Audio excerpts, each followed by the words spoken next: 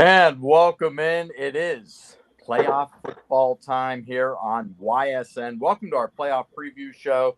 Mike Ackelson along with the boss man, DJ Yoakley, Chris Sigler, Anthony Hartwig. Hey, and it wouldn't be a football show without my man from the 440 area. Yes, Sammy joining us. Looking forward to this, guys. 33 teams heading into week one. Yeah, we're excited, Mike. Obviously, from that standpoint, that's a lot of YSN schools. That's a lot of playoff games. We've got 25 games to be had on Friday night. You can pay $15 at the gate for one per person, or you can go on YSN, watch them all from wherever you are, whether you're at the games or not, for $9.99. That's what we like to call a digital discount here at YSN. Siggy, I know you're excited to talk to Coach Ogilvie here in a moment. What are you most excited for about playoff time? You know, I just love the atmosphere of playoff football, especially this weekend. It's Halloween weekend. Anything's possible. The weather's been great thus far throughout the season, and I look for it to be no different this weekend. And you got to love when these kids step up with pressure situations on the line, and a lot of them do it more often than not. Sammy, from your perspective, it's one of those situations, the 440, us and the 330, we're still trying to get to know our cousins up there. We got three coaches on tonight that you're going to be interviewing, each and every one of them. What's the excitement like up there near the lake? You know, it's big time. You know, you've got three teams. This is actually the second year that they've been in the playoffs for all three. You know, this is one of the reasons I love this whole 16 number. I know that goes over like a fart in church in some circles, but here I'm all about it. More football is better football. So I'm really excited, and so are all of the 440. And Anthony, you've had a front row seat for the last 10 weeks to watching all this go down. I mean, who are you most excited to see? You know, I'm just really excited to see the teams that have had playoff success in the past that are going to have maybe a little bit of a harder road, but like I'm talking like Canfield, the Springfields of the world, those teams that we are expecting great things from, but they're not the one seed like they usually are. I want to see what they can do, how much that playoff success, playoff pedigree, and just the ability to just know how to win playoff games, how long that's going to carry teams like that. All right, gentlemen, without further ado, we're going to head to our first interview. It's Chris Sigler, who's going to be taking on Coach Ogilvie of the United Eagles as they take on Brookfield. Let's invite him in, and let's get the heck out of here and let these two do their business. All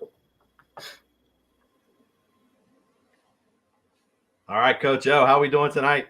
Great. How are you doing? Good. Good to see you again, as always. You know, let's get right to it. 9-1 on the season, replacing a lot of skill players that left last year, able to finish fourth in D6 Region 21. Talk about the leadership of your seniors this year that stepped up to guide that way to this successful season so far. Well, we have 10 seniors this year on our football team, and just awesome quality young men. And that's the reason that we're 9-1. It's 100% because of their leadership. They're great leaders, and that they work hard, they shut their mouths, and they do everything that's asked. But more importantly, they do it with their actions rather than just their words. And that's the whole reason we're 9-1. You know, last season you lost to Kirtland in the second round of the playoffs. How did they use that as inspiration into the summertime and then to project them into this successful season that they've had? Well, here's what's interesting is, you know, we made the playoffs 3 years in a row. And then, you know, last year we beat a good Rootstown team.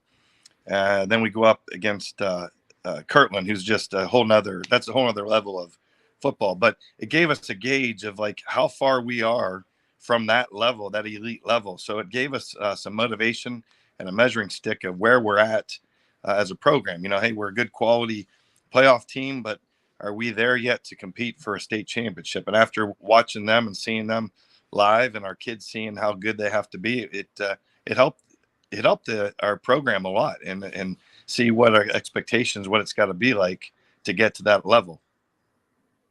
You know, as the season ran on, you guys were rolling right along behind senior quarterback Luke Courtney, the Mr. Do-It-All of the area. And then all of a sudden you hit a little speed bump along the way in a loss to Lisbon. What did your kids learn from that night to help with them the rest of the season to clinch the EOAC title and move forward to the playoffs? Well, the thing that we learned from is you can never take anybody too lightly. You can't have a week off. And that's what, it just shows how hard it is to be perfect in a regular season, is that you got to bring your A game every week. And we, it just came off a big win at Southern, and, a little full of ourselves maybe, and didn't compete at that elite level that we're capable of playing. So it was an eye opener that, like, hey, you can't take anybody too lightly. And obviously they're a good football team too, but that's about the only lesson we learned from that night. The defense has only given up 6 points in the last 4 weeks. Something that's not talked about a lot with your squad. The offense gets so much attention. How do you take that effort and use it against a Brookfield team, the 13th seed, moving into this first week of the playoffs? Well, we did a little study, and right now we have the 8th best point average in the Division 6 in Ohio for our defense. So we've been playing great defense the last couple of weeks. Coach Phillips does a fantastic job with our defense, and our kids rise to his level of expectation. But Brookfield's another beast. They got some great skill kids. They got a great receiver, Christian Davis, and a freshman tailback that's in 3 years, he's going to be unbelievable. Rico Smith. And they're very physical up front. So they have overall the best offense I think we're going to see all season up to this point. Last question I have for you, Coach, is home playoff games are so valuable. You coach in front of a community that comes out no matter what the weather is, no matter what the record of their team they cheer on is. How do you use the energy of this home crowd to propel against a good Brookfield team? The last time you played a home football game, it was against Brookfield. So how do you take advantage of playing at home? Yeah, that's we talked about that today. We're one of the few grass fields around. We let that grass grow a little bit high. We use that as our advantage. We call it our pasture, and I think our kids take pride in that. We're still old school on grass and have some high grass. But our community travels very well. They support their, as athletic director, our community supports our athletics, whether they're home, away. It's girls soccer, boys soccer, volleyball, baseball. They travel. There's many times that we go to away games for football, and we have more fans, or as many fans as the home team does. So it's very, very unique community, and I think our kids are very responded to that. And I expect our crowd to be lights out this Friday night. Coach, thank you so much for coming on this evening. Best of luck to you on Friday against the 13th seed Brookfield. All right. Thank you very much.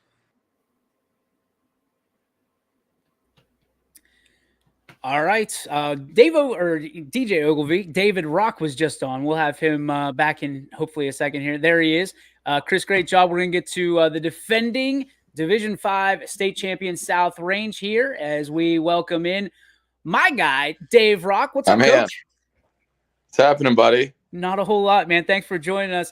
Obviously, playoff season's here. This is something that you guys have been waiting for a whole long time.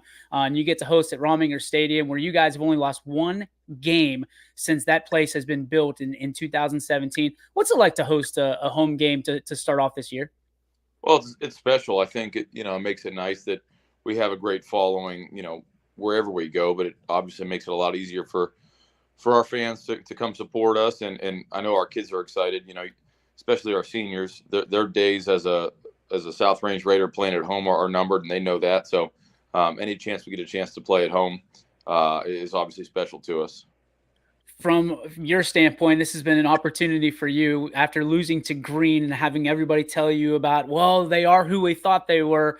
You guys have responded in the best way, winning out the solo NEA champions. Obviously, when you look at what your team and how your team has responded this year, Coach, talk to me about what you've seen in the locker room and what people may not be privy to from the stands or on YSN. I'm just really proud of how they responded. I tell you, I wish people could see how our kids have worked and just the consistency with which they've approached their business. Saturday was a rough morning after the Green loss for us. Kids were bummed, and as coaches, I think we felt bad and we were bummed. But as soon as that was over with, we went to work on Monday, and I think they've been really consistent in their preparation throughout. And I think we always understood that you have to play a great football game to win. I don't care who you're playing on a Friday. You know, I think it was an eye opener for us in terms of, hey, we've got to prepare a little bit better, and we've got to, you know, make some strides as a football team, as a football family, if we want to be able to beat teams, you know, like that Green when they come rolling into town. Obviously, when you play a team like Green, a few divisions up, you're preparing yourself for the playoffs and for the rest of your schedule that includes the NE8. Obviously, when you think about like Fairless right now, a 15 seed playing a 2 seed, obviously you've got everybody's best punch from day one, week one. What do you think you're going to expect when Fairless comes to town on Friday night? Well, more of the same. I mean, you know, I think people may be fooled by them being a 15 seed.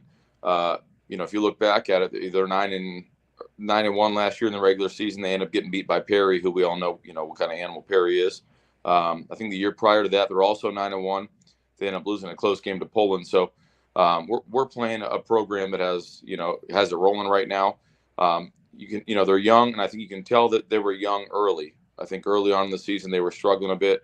The films that we exchanged with them were late in the season, and you can tell what kind of growth they had to have gone through prior to now, because they're playing good football right now. A couple of weeks ago, they go toe to toe with Canton South, who, you know, you guys will, I'm sure, talk about later. They're the number 1 seed in Region 13. So we've got our hands full, and again, a really well coached team that I think has some really good football players. A quarterback that's thrown for 4,500 yards in his career, probably over 5,000 now. That was as a couple of weeks ago. So just a really accomplished player and program, and our kids know, you know, we're not playing some run-of-the-mill 15 seed. I mean, we've got our hands full.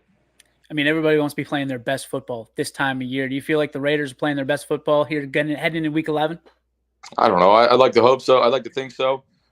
Sometimes maybe, you know, I think just like everybody else, you know, we're battling, you know, consistency issues. And the good news is, you know, I think our basement, if you will, is getting higher. You know, you're never going to play your best, you know, play in and play out. But, you know, I think our kids are doing a really good job of not making the catastrophic errors and trying to make it so that, you know, our ho-hum or our average football is still pretty good. That's where we're at right now. David Rock, head coach of South Range, thank you so much for your time, sir. Thank you, buddy. Have a good night. Sam, we're going to kick it over to you, where you've got Coach Elijah Cooper. All right. Here we are with Coach Cooper, the head coach of the Edgewood Warriors. Coach Cooper, first of all, thanks for coming on the show. Really excited to get you on here. You guys are preparing for another postseason this year, second year getting back there. But before we get into that postseason talk, let's talk a little bit about preparing for this season, which ended up being so incredibly special for you guys. You've got a young man by the name of Tony Hall, who has broken pretty much every passing record Ashtabula owns. You, as an Ashtabula quarterback, it's got to be nice to see that you were behind that. Let's talk a little bit about what this season and how this season has went. Well, this season, from the standpoint of how it's went so far, it's really a culmination of our work in the off season. We did a bunch of things from challenging our kids physically, to making sure they were being challenged mentally as well by doing things like the Gold Star Challenge, where we did some workouts at the beach, did some workouts, some jiu-jitsu stuff that challenged them both physically and mentally, because it forced them to get uncomfortable. And during football games, you got to get uncomfortable. You got to be able to make adjustments. You got to be able to adapt. So I think our preseason and our off-season work is really a combination of what you see right now as far as the brand of football we're playing.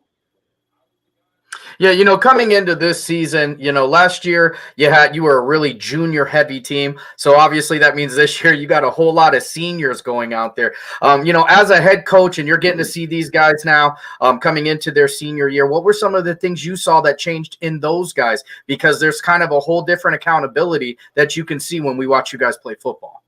Yeah, when you talk about belief, you know, winning cures a lot. So getting our kids to really work hard, you can never guarantee success. But I think also when you work hard and you genuinely are together for one true cause, you can really get a lot of things from it, and you can really position yourself. So I think we've done a great job of positioning ourselves. And then by positioning ourselves and making sure our foundation is hard work and dedication, our seniors have really embraced the team. And I can really say we are a player-driven team. Yes, obviously I lay out goals and expectations, but our seniors do a great job of making sure those goals and expectations are met by the underclassmen. So they've really taken our team taken our team over and established a love and a bond that really surpasses even what you see on the football field.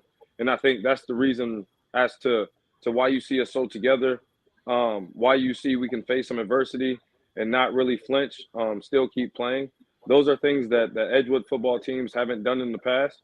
And it really speaks to our seniors. It really speaks to the culture that we're trying to build as far as just being accountable and trying to be the best version of yourself at all times. So they've really done a great job of leading, and our underclassmen have done a great job of following and really starting to understand what it truly means to be an Edgewood Warrior football player. Yeah, and you guys have had a great season so far this year. Gone out there. You've had some games that obviously you would want back. 6 points is the difference between you guys being 9-1. So I would say that's a pretty good one. But as you guys prepare for another playoff year, you guys got to take that ride down Route 11 into NE8 country again. What are we getting ready to see? What do you want to make sure you get accomplished for this playoff game coming up? Well, we want to learn and be better. Last year we played a tough Struthers team, and we really didn't compete in the first half of that game. A lot of it was because of some schematic things and some personnel things. But the other caveat was just we hadn't experienced it before. So and we understand that in life the best teacher is experience. So this year we are banking on the experience that we gained last year, and we don't have that just happy to be here mentality. We've earned the right to be here by the work we've put in. So we're preparing to make sure that we go out and compete at a high level, play in and play out. I think it's a very comparable matchup, and we have a great deal of respect for the Niles football team and what they bring to the table. But this is definitely a different Edgewood Warrior football team from the standpoint of we're not just happy to be in the playoffs. Our expectation coming into the season was to make the playoffs, and now it's time to really make sure we put our best foot forward and take the next step. And that's make sure we compete at a high level. And then, when that clock hits 0 in the fourth quarter or whatever that may be, just make sure we put our best foot forward. And as long as we've done that, I like our chances. Yeah, I'll tell you what, I'm really liking your chances. I'm really excited to see this one. Congratulations on a beautiful season, and we'll see if Shalimar was right and the second time around is going to be better, right? So thanks for coming on, and I'll talk to you soon.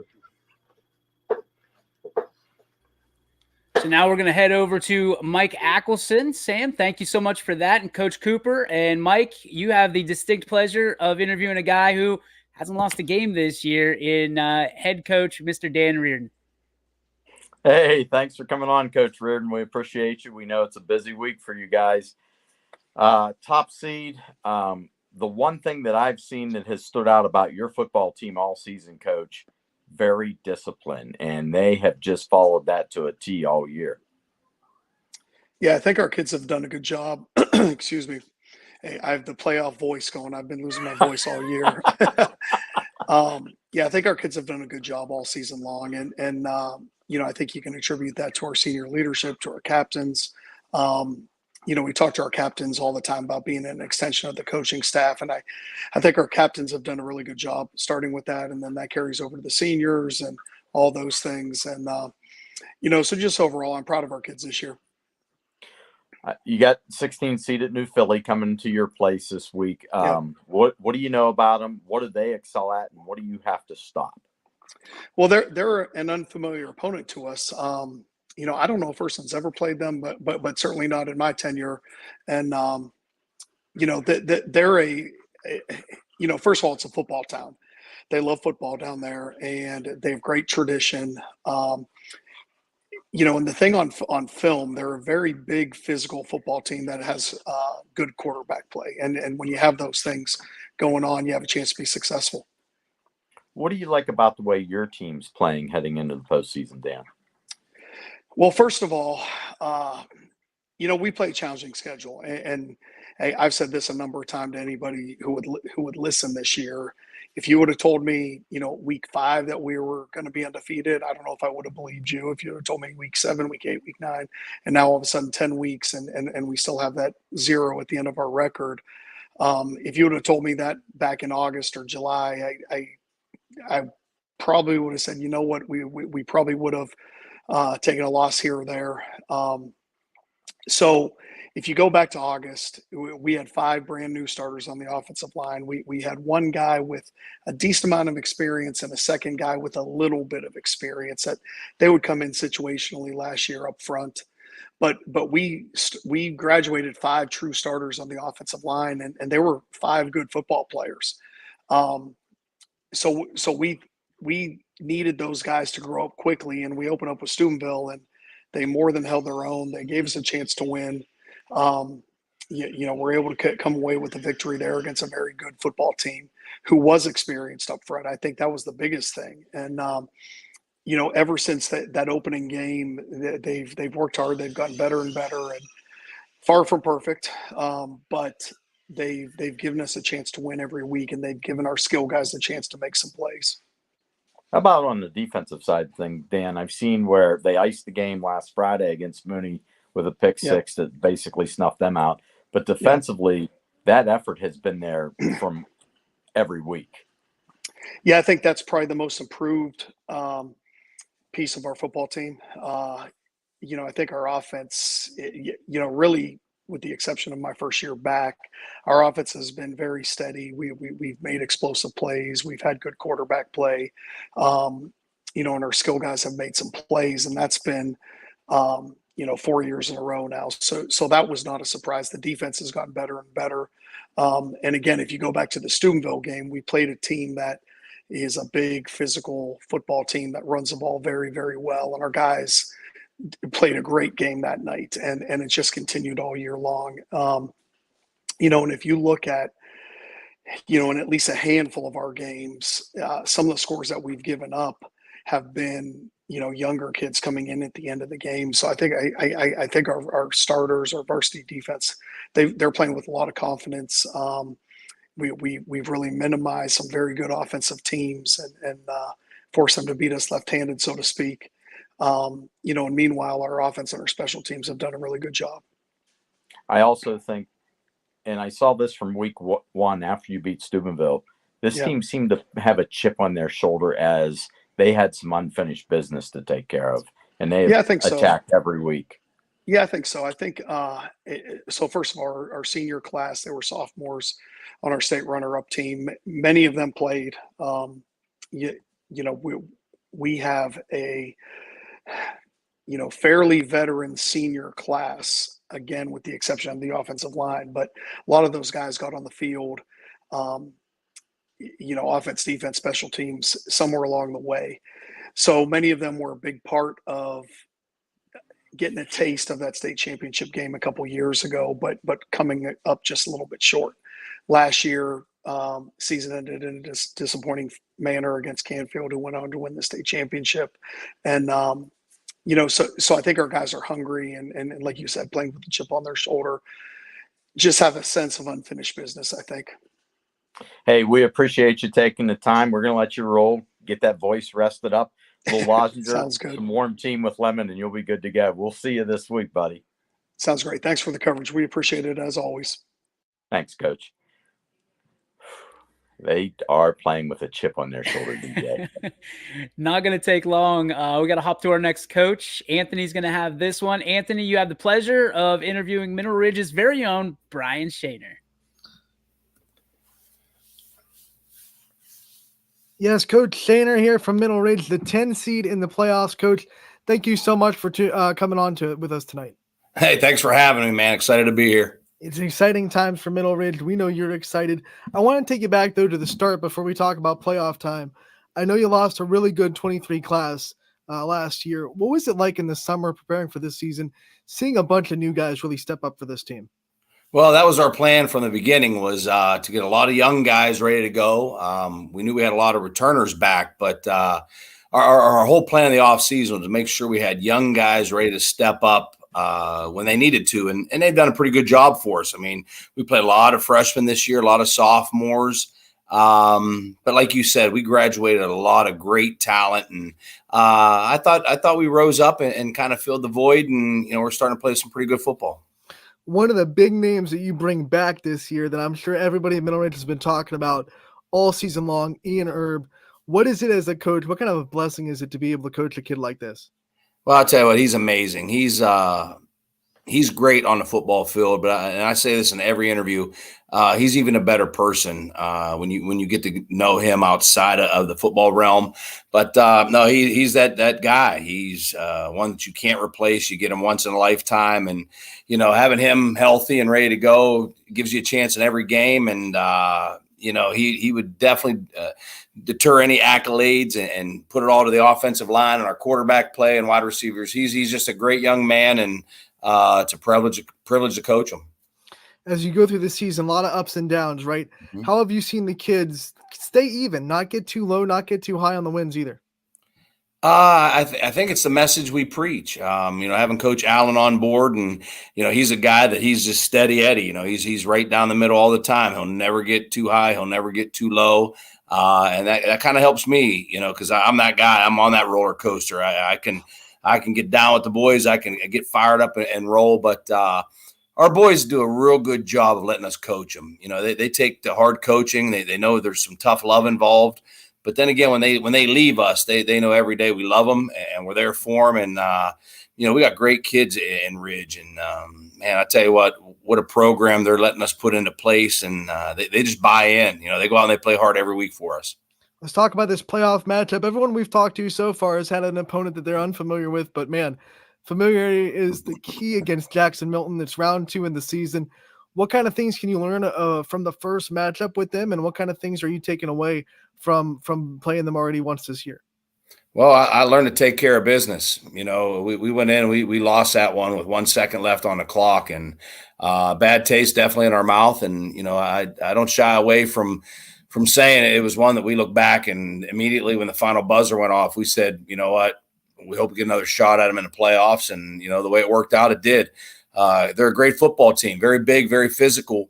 But again, our boys, we knew this was one we would like to see again. And I don't know how it's going to turn out, but I know it's going to be physical. And I'm really happy to get this matchup again. Because like I said, when you lose with 1 second that was put back on the clock, it don't sit very well with your boys, your program, the community, or anything. So I think Ridge is going to come out on Friday and have a good time. Well, I'll tell you what, as a coach, you don't need much more motivation than a game like that goes the way that one did. So if your boys aren't ready to play, you better check their pulses, Coach. We thank you so much for coming on tonight. We wish you the best of luck on the road, and we can't wait to talk to you real soon. Oh, thank you, man. Appreciate you guys. Anthony, nice job putting that together. We got the Step Brothers action going with the hats and the glasses here. I think Mineral Ridge is going to be tough, man, but that's a tough matchup against a Jackson Milton team. But I think Ridge, like Coach Sanders said, might be catching them at the right time. We are going to kick it over to our very own, one of my favorite guys in the world, as Chris Sigler, a Columbiana County guy, as we invite him back in. Chris, you get to interview one of Columbiana County's finest in Rich Wright. Have fun, gentlemen. Coach Wright, thanks a lot for coming on this evening. Hard to believe you are in your 9th campaign already at Southern Local. How's that feel to only know success at yet another school that you're at right now? Well, thanks for having me on. The first 2 years were pretty rough, that's for sure. But our kids really bought in, and we keep graduating a lot of kids, but we keep finding people to step up.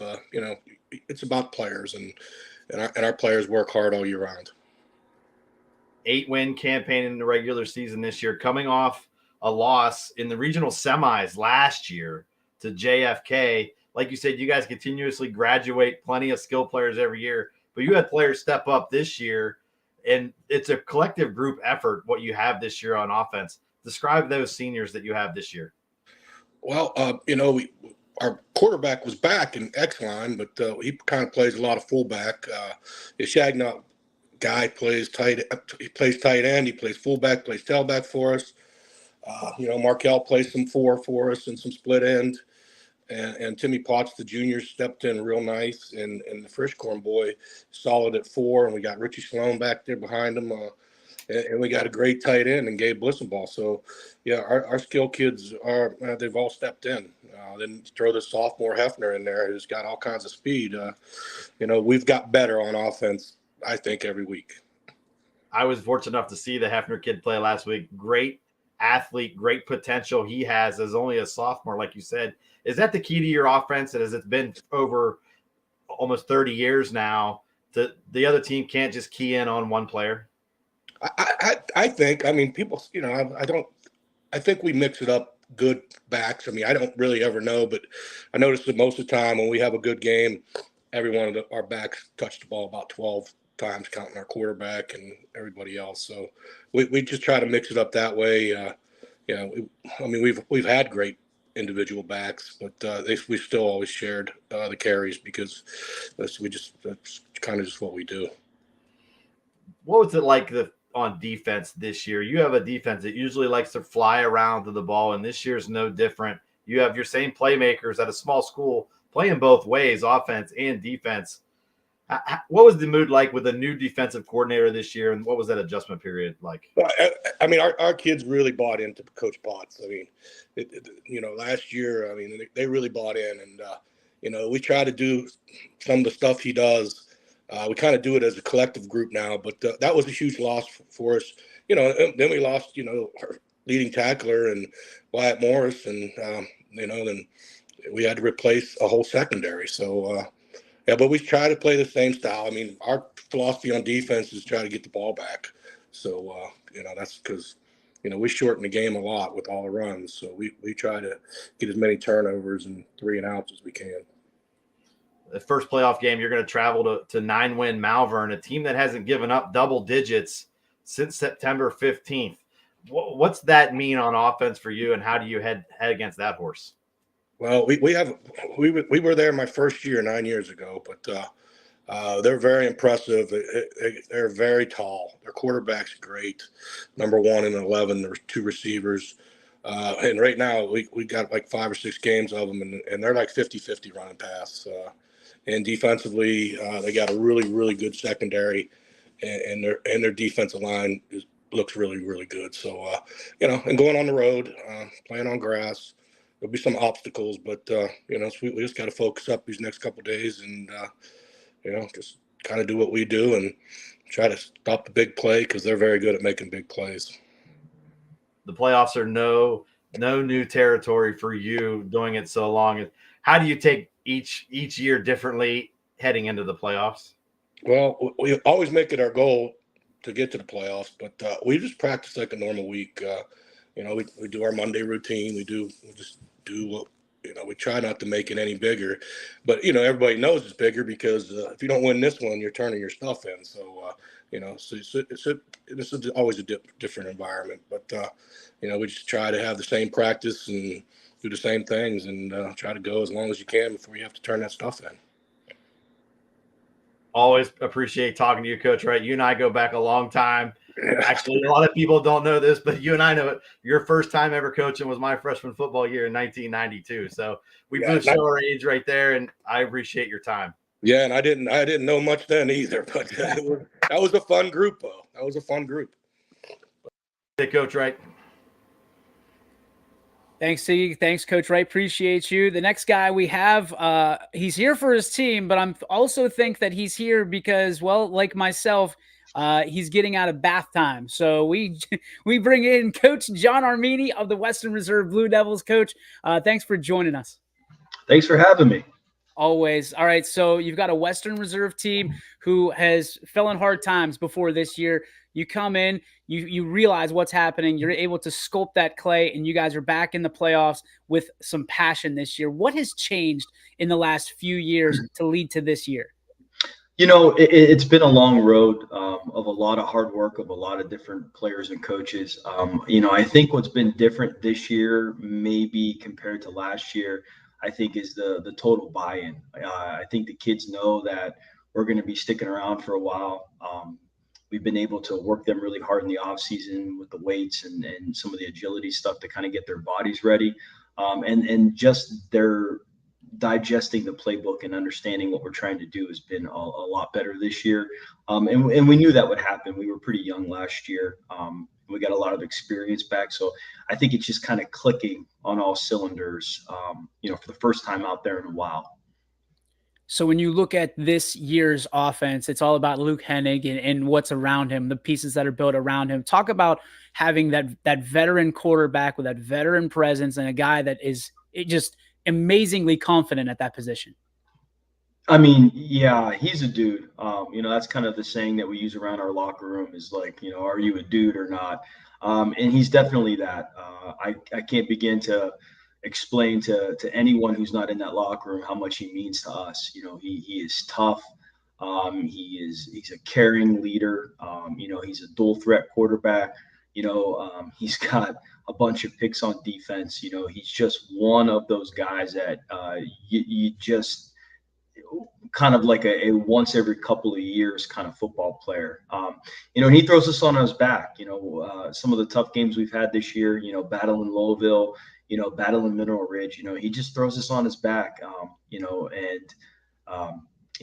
does a fantastic job of doing that for us. In this battle of the Blue Devils this week in week 11, you look at kind of Lisbon, you look at Western Reserve, and it's kind of like looking in the mirror. It's like that Spider-Man meme that they're both pointing at each other. You guys have come a long way. You've been overlooked for better, for worse the entire season. When you look at Lisbon, what do you see? I think there are some similarities. I think that they're a program trying to prove themselves. I think we are a program trying to prove ourselves. So there's certainly some common threads there. I think they have great skill. Their quarterback is really talented. They got a couple of receivers and some running backs that we have to try to corral. So I think they present some serious challenges for us.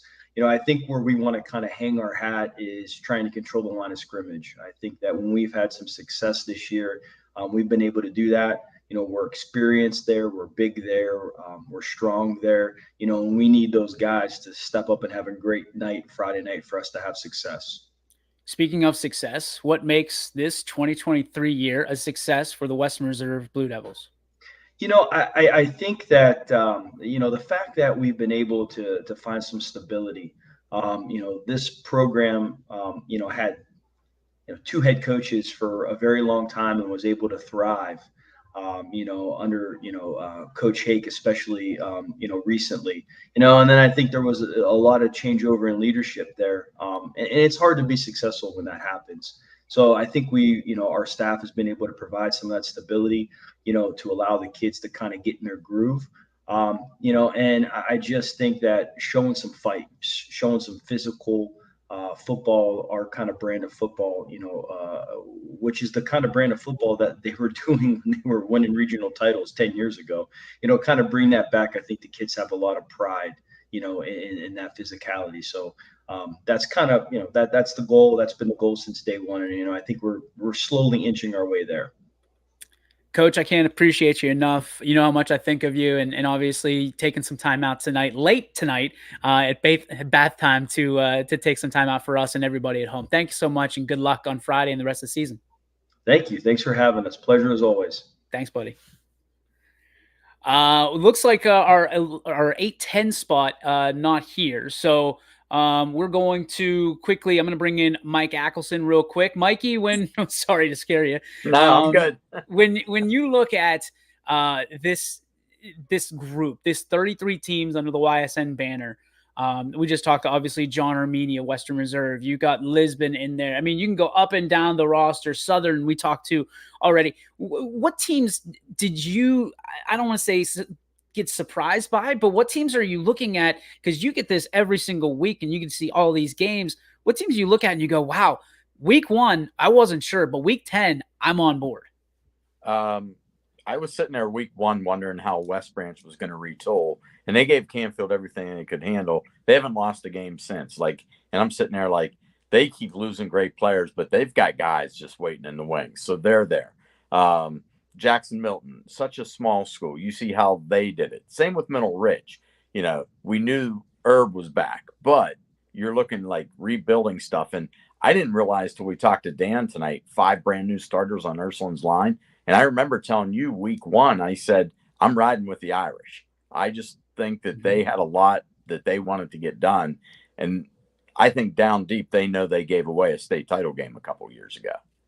Yeah, I mean, he referenced it, right? He talked about it. So it's not something that they're trying to hide or steer away from. It's something that they're trying to embrace and say, hey, we can take this experience, we learn from it, and now we go win a state championship in Division III. So for you, when you're looking at talking to Dan Reardon and you see, I mean, how could you not look kind of like yours?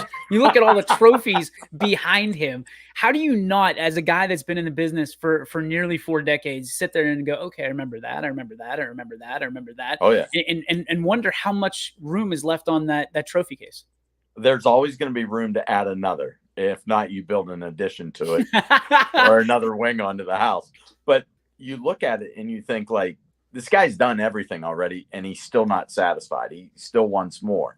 And you look at some other schools like Springfield a few years ago got to that title game, and they feel that they gave one away that they should have won.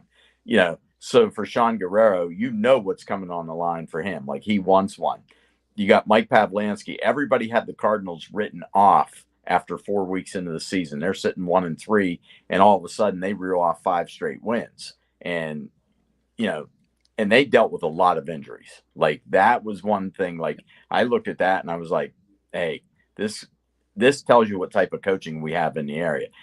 You can move along. Western Reserve's been fun to watch this year. East Liverpool, Paul Cusick really reunited what was going on with the Potters down there. So everything, and it's funny, like Anthony and I had a bird's eye view, and we would watch. Last week, I think, was a record for us. We had 31 games that we were watching at the audible call. And I'm like going, and every time we turn around, get here, go here, this, and we're scrambling because we were trying to get on as much as we could, but it was crazy. And it's just, we see snippets. And then a lot of times during the week, I've gone back and I've watched games now because I want to see whole games and how teams are performing. Like early on, Cardinal Mooney, if you had told me that they would make the postseason, boy, the first 3 weeks of the season, they were struggling. Yeah. But all of a sudden, they kicked it into another gear. And I've been impressed with some of these 440 teams. Edgewood has played great. Pie Valley has, showed me some stuff this year. And it would be great for Sammy and the crew up there if they got another team back at least to the state semifinal round, if not into the finals for the first time in Ashtabula County history.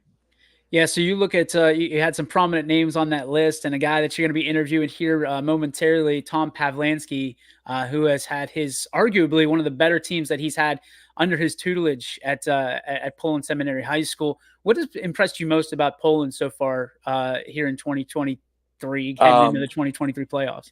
Well, and I saw this week 1, like we can talk about their offense. They can really spread it around. You got Pagano, you got Fulton.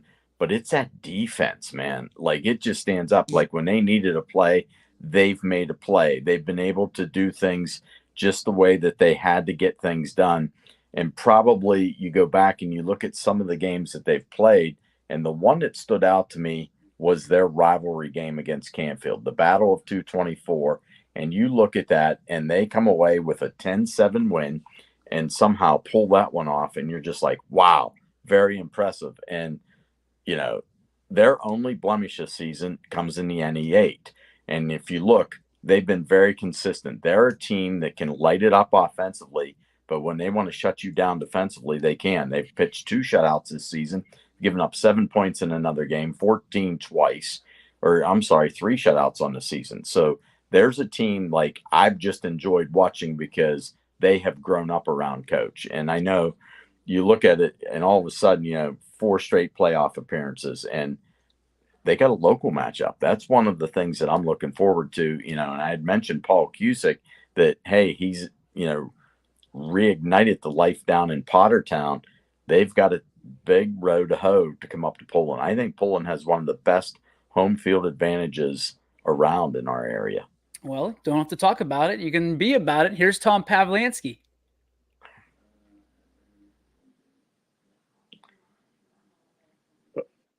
Hey, Coach, are you there? I'm here. Got you. I don't know how to. Hey. we got you. We'll talk while you get things moving there. How exciting a time is it for Pullen? I mean, what a season you guys have run off, and 9 wins. But that offense, I'd love to talk about it all the time because the running attack that you have, Fulton's the leader, I would say, but Pagano as a quarterback can toss it, but he can also throw it up in the air too. Yeah, we've been fortunate with those guys. First and foremost, it starts up front, with our offensive linemen. Give them the opportunity to make some plays. And, we're blessed to have some skill. And, again, Don Pagano, as you mentioned, in the backfield with Dan Natoli and Cole Fulton, but also on the perimeter with Andrew Todd and Josh Maseko, Vito Kamara, tight end wise, Oliver McCauley. They've done just an exceptional job here. So, we're just, anxious to get to week 11 and, try and put good days back to back here. How satisfying has this season been for you, Coach? Because you look at that schedule you play, once you hit the conference schedule, it's like murderer's row. I've said for the last 3-4 years, you have to show up to play or you can walk out of the stadium with a loss real quick. Yeah, I mentioned this before. My years as a head coach and being involved in like the TAC 8 and then here the Northeast 8 and All American Conference, all the conferences. This by far has been the most competitive conference I've ever experienced. You look at it. 6 out of the 7 schools made the playoffs. Hubbard just missed. You had to be ready to go every single week. Or you were going to be on the short end of the stick. But the talent in the league this year has been exceptional. The coaching is exceptional, and it's just again, I think it's safe to say I think it's prepared everybody here for week 11, and so we'll see what happens. Do you feel your team hits this playoff stride right where they want to be? And what do you know about East Liverpool? What are they going to bring to the table that you've got to stop that might be your biggest concern heading into week 1 here of the postseason? Hey, they play really hard. They got some really good skill. Defensively, they're aggressive. They get after you. Their middle linebacker is probably one of the better linebackers that we faced all year. They got some big, strong kids up front. And like I said, you watch them on tape and you see why they're playing week 11. They have some really good skill.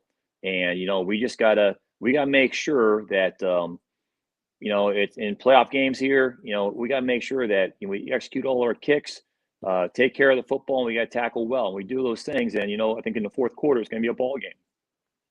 How much of an advantage is to play this game in Poland? Because I always say that is one of the best home field advantages that anybody has in our area.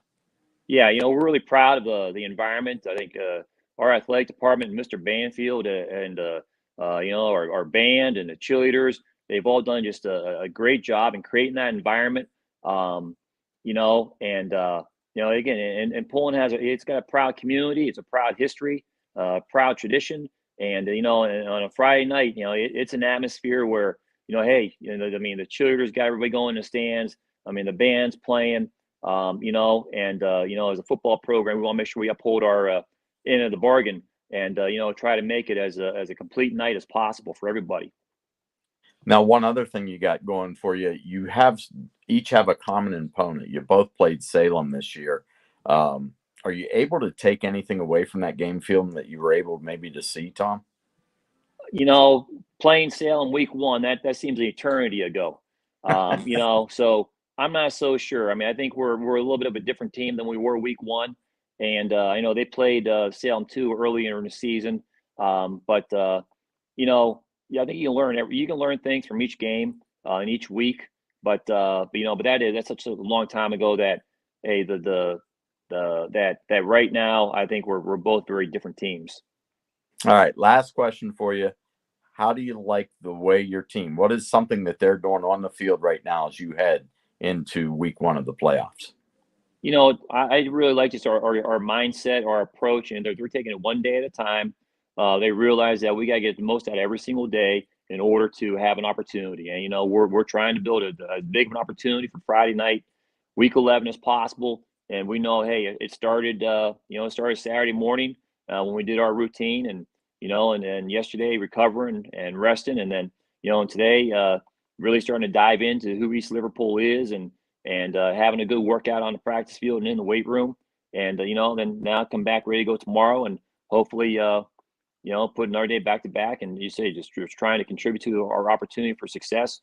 But I like our mindset, like where we're at. But we know, hey, now we got to take care of tomorrow, because we're not gonna get that one, not gonna get that day back. All right, Coach. Thanks, man. We appreciate it. We know you got a busy week, but taking some time out for us here at YSN, we appreciate it, and we hope to see you next week too. Well, hey, I hope you can see me, because I mean, it's this camera thing, I can't figure it out. Hey, so hopefully we have an opportunity next week to talk again. But I just figured you came as a ghost and you were dressed for Halloween.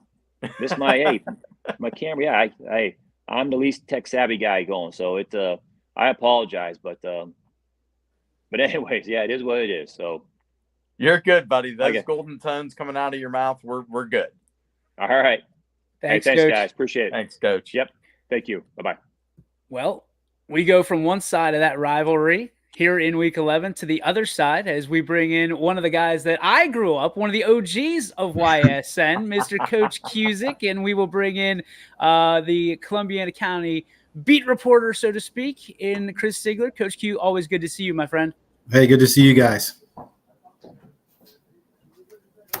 Coach Cusick, thanks for joining us tonight. How are you tonight? I'm doing well. How are you? Good, thanks. 6-4 on the season, a tremendous season in Potterville. What's the climate like down there, knowing that they're finally qualifying for Week 11 for the first time since 2010? Well, I think more than anything, you see a lot of pride. You see the community really getting behind the program, and it's just very satisfying to see the people come to the games. We create an atmosphere on Friday nights now that people can be proud of, and quite honestly, I think we're a little ahead of schedule, but I really like where we're at and where we're going. So this is going to be a great experience for not only the team, but our school and community as well. So I'm excited. Talk about taking over down there at East Liverpool. You came from a tremendously successful run at Crestview to take over down at East Liverpool to change the culture. What was that process like, and did it go as quickly as you thought it would? It's still in progress, but I really like where we're at. Our kids have bought in, and each and every day, sometimes we might slide back a little bit, but we get right back on target. So it's been a process, and I do think it's gone easier and quicker than I thought it would. But the bottom line is the kids really want someone that cares about them and they want to win. And we put together a good coaching staff that truly cares about our players, and I think that our players appreciate that. You started off the season really hot, 3-0, a little bump in the middle of the schedule. Was that a challenge right there to try to keep the culture moving forward like you wanted to, and for them not to go back to what they know? That is a battle. I think sometimes, when things go south, it's easy just to give up because that's what they're used to. And we don't want to do that. So, you got to battle. You got to have that mindset. And we've made growth in those areas, but we still got to grow up to a point where those things just don't even bother us or faze us. But we're coming out of those bad habits quicker now. So I do like the growth that I've seen. You got a lot of young playmakers on offense you have this year that are able to contribute in multiple facets as well as special teams. Talk about the effectiveness of your offense to put points on the board at any aspect of the game. Well, I do think that's key. Gavin Wright playing quarterback has shown a lot of growth. And more than anything, when he plays well, the offense is going to play well. That's the case for any team. But Gavin has to shoulder a big load, and he knows he's got to get the ball to the playmakers. Unfortunately, we do have quite a few playmakers. So learning to distribute the ball, and not every play has to be a home run. Just go ahead and let your guys get the ball and let them make something happen. And that's kind of the growth in the process of the offense. And like I said, we're not quite where we want to be, but I'm excited where we are, and hopefully we can keep it going. You get to go to Poland. We just heard from Coach Pav. 9-1 are the Bulldogs. Tough place to play. What's that environment going to be like for these young players that you have this year? Well, I think it's a part of the growing process. I think, fortunately, I've had the opportunity to play in a lot of playoff games or coach in a lot of playoff games. And I want our guys to experience this atmosphere because this is what it's all about, getting to week 11. Back when we got the job, that's one of the things our goal was, hey, can we get enough wins through the schedule and make sure we get to week 11 because we need to experience this and we need to grow as a program. And that's the goal. Every year that I've been part of a program, our goal is to get to week 11 and we made it. Now we just can't be satisfied with that. From June 1st to now, judge the success of this season for these Liverpool Potters. Well, I think our players and coaches can be very proud of what we've accomplished. I told them that, and I said, but you can't be satisfied. Our seniors, we've only had them for 1 year, but they kind of laid a good foundation for us. But we can't be satisfied where we're at. But it's a step in the right direction and where we want to go.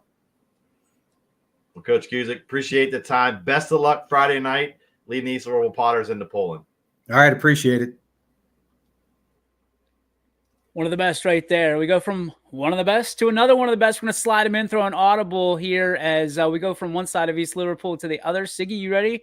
Because here comes Papa McNuggies himself, Coach Michael McKenzie of the Beaver Local Beavers. Hey, guys. How are you guys doing tonight? Good, Coach. How are you? I'm good. Already at the helm for 7 years now in Beaver Country. What's that been like as the stable figure in parts of that program to keep success at the highest level? We still have a lot of things that we want to achieve, but you're in there, things are starting to get established. But 7 years doesn't seem like 7 years. It goes fast when you get into this thing. It's such a grind, so things happen so fast. So thinking back, it doesn't seem like it's been 7 years. Last year, you guided this team to the regional quarters in a tough loss to Canton South. And you returned your quarterback, Austin Klein, this year. Talk about his growth from his junior year to his senior year to lead this offense. He came in as a sophomore. He played atypical as a sophomore. He did some things that sophomores, you don't see them, not just talent-wise, but mentally. And, that first game that he played in, I think he set our completion record.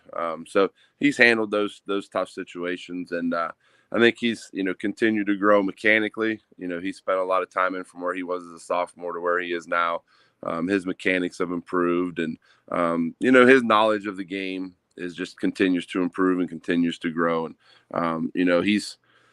when we watch tape today, he already was talking about different things that he had watched on tape, and relaying it or putting it into some of the things that we've already done or how some other teams have reacted to us. So he, as far as that football knowledge and those things, he's ahead of the game as far as most people are concerned.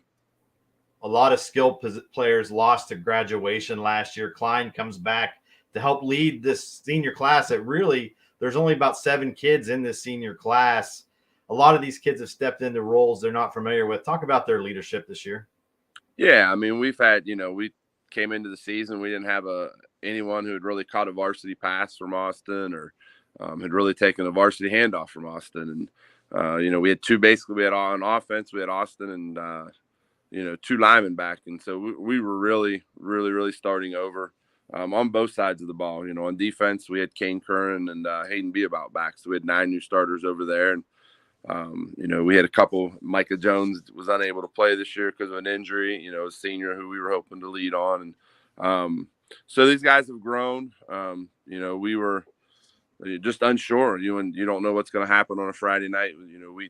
They were successful as younger players, but they hadn't played on Friday night, so we just didn't know how they would respond. And when you get out there on a Friday night, like I said, it's completely different. So they've done a great job in that, and really maturing. I look at a kid like Nick Rawson as our center, who was taking over for Zane McCoy, who was a 3-year starter, who's playing at Wheeling University now and had big shoes to fill. And Nick did just such a tremendous job and has exceeded all expectations at center. And so those guys have definitely grown and helped lead. And like I said, there's not a lot of them. So getting us to where we are now, a big tribute to them. Your third trip to the playoffs in a row gets you a trip to Streetsboro, 9-win on the season. Talk about this offense that you're going to face up there come Friday night? Yeah, Streetsboro, their coach has been there for I think about the same number of years as I've been here, and they've had a lot of talent go through there, and they are they'll spread it out, but really they spread it out to run it. Number 7, their quarterback, not a big kid, but very athletic and really tough, a really good wrestler. He's super tough and very, very athletic, likes to run it. And then number 2, they get him a ball a lot of different ways. A little reminiscent of how we used Caleb White last year and how we kind of used Brock Severs this year. Put him in they'll put him in the slot, motion him for jet and put him in the backfield, and they just move him around. But he's a guy that's we definitely have to stop 2 and 7 if we're going to be successful. And then number 9, nice tall wide receiver, tight end. They do a lot of different things. They're going to give us a ton of formations. Not a ton of plays, but I guess similar in philosophy to us. They're going to try to outflank us and give us unbalanced and condensed spread stuff, and just try to get you off balance and try to find that mismatch and create an extra gap and try to get the run game going that way. Last question real quick. How's 2 long bus rides this year prepare you for another long bus trip to Streetsboro? I think now, it's just the kids are used to it. We went down to Cambridge, which was we were on the bus for a little over 2 hours down there on a school bus. And then Union Local was about an hour and 35, hour and 40 minutes. So this is only about an hour and 5 minutes. So this is a short one. So I think we're prepared to handle that, early on. We just, last year we had 9 home games. So with the playoffs, so we weren't used to traveling a whole lot last year. So yeah, we've become used to being on the road a little bit more this year. Well, I appreciate your time, Coach. Good luck Friday night at Streetsboro. All right. Thanks, guys. Appreciate it. All right, we head over, Sam. We appreciate you waiting patiently, and we're going to go to Coach Rocco Dobrin now, a guy that we've talked to early on this season, and now we get to talk to him as we head into Week 11, the second season. Go ahead, Sammy. All right, Coach Rocco, thanks for coming on the show. It's an exciting time of year. Second year in a row, you guys are going to the playoffs. It's been a great year. You guys have 2 really phenomenal seniors that have really been have stepped up, and Wyatt Payne and Max Gleason, both of those guys 1,200-yard rushers. Just give me a little bit of what was going into this year, as you guys had a lot of seniors who were going to have to kind of take that leadership role and get Conneaut ready for their first year in an Ohio conference.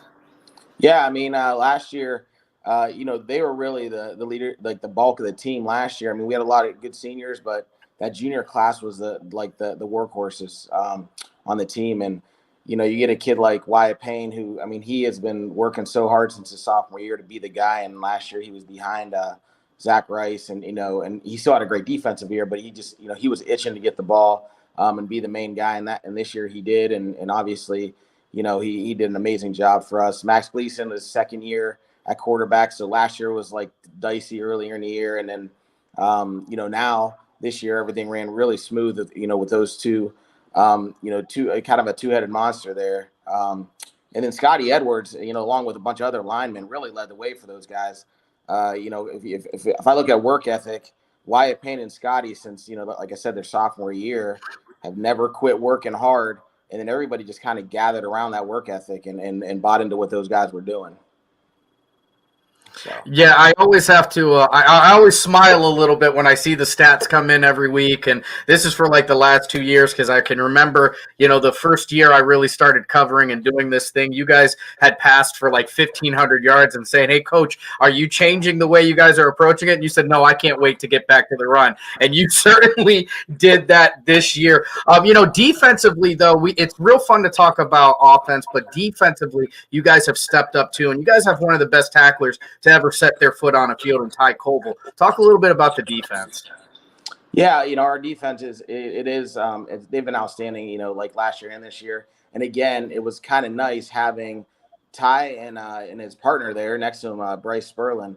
Those 2 guys played together for 2 years, and Ty, obviously stats are a little higher and up there, but I've never had 2 guys kind of click together as well as them 2 guys click together. And, in my 13 years at Conneaut, we had some great linebackers, but I never had a duo where they just got along. Like, they're such good friends. And when you're friends off the field and you trust each other off the field, then you could see that kind of play on the field. How those guys work well together. And Osborne's right in there with them, who is our outside linebacker, and just an undersized kid who's just like super tough.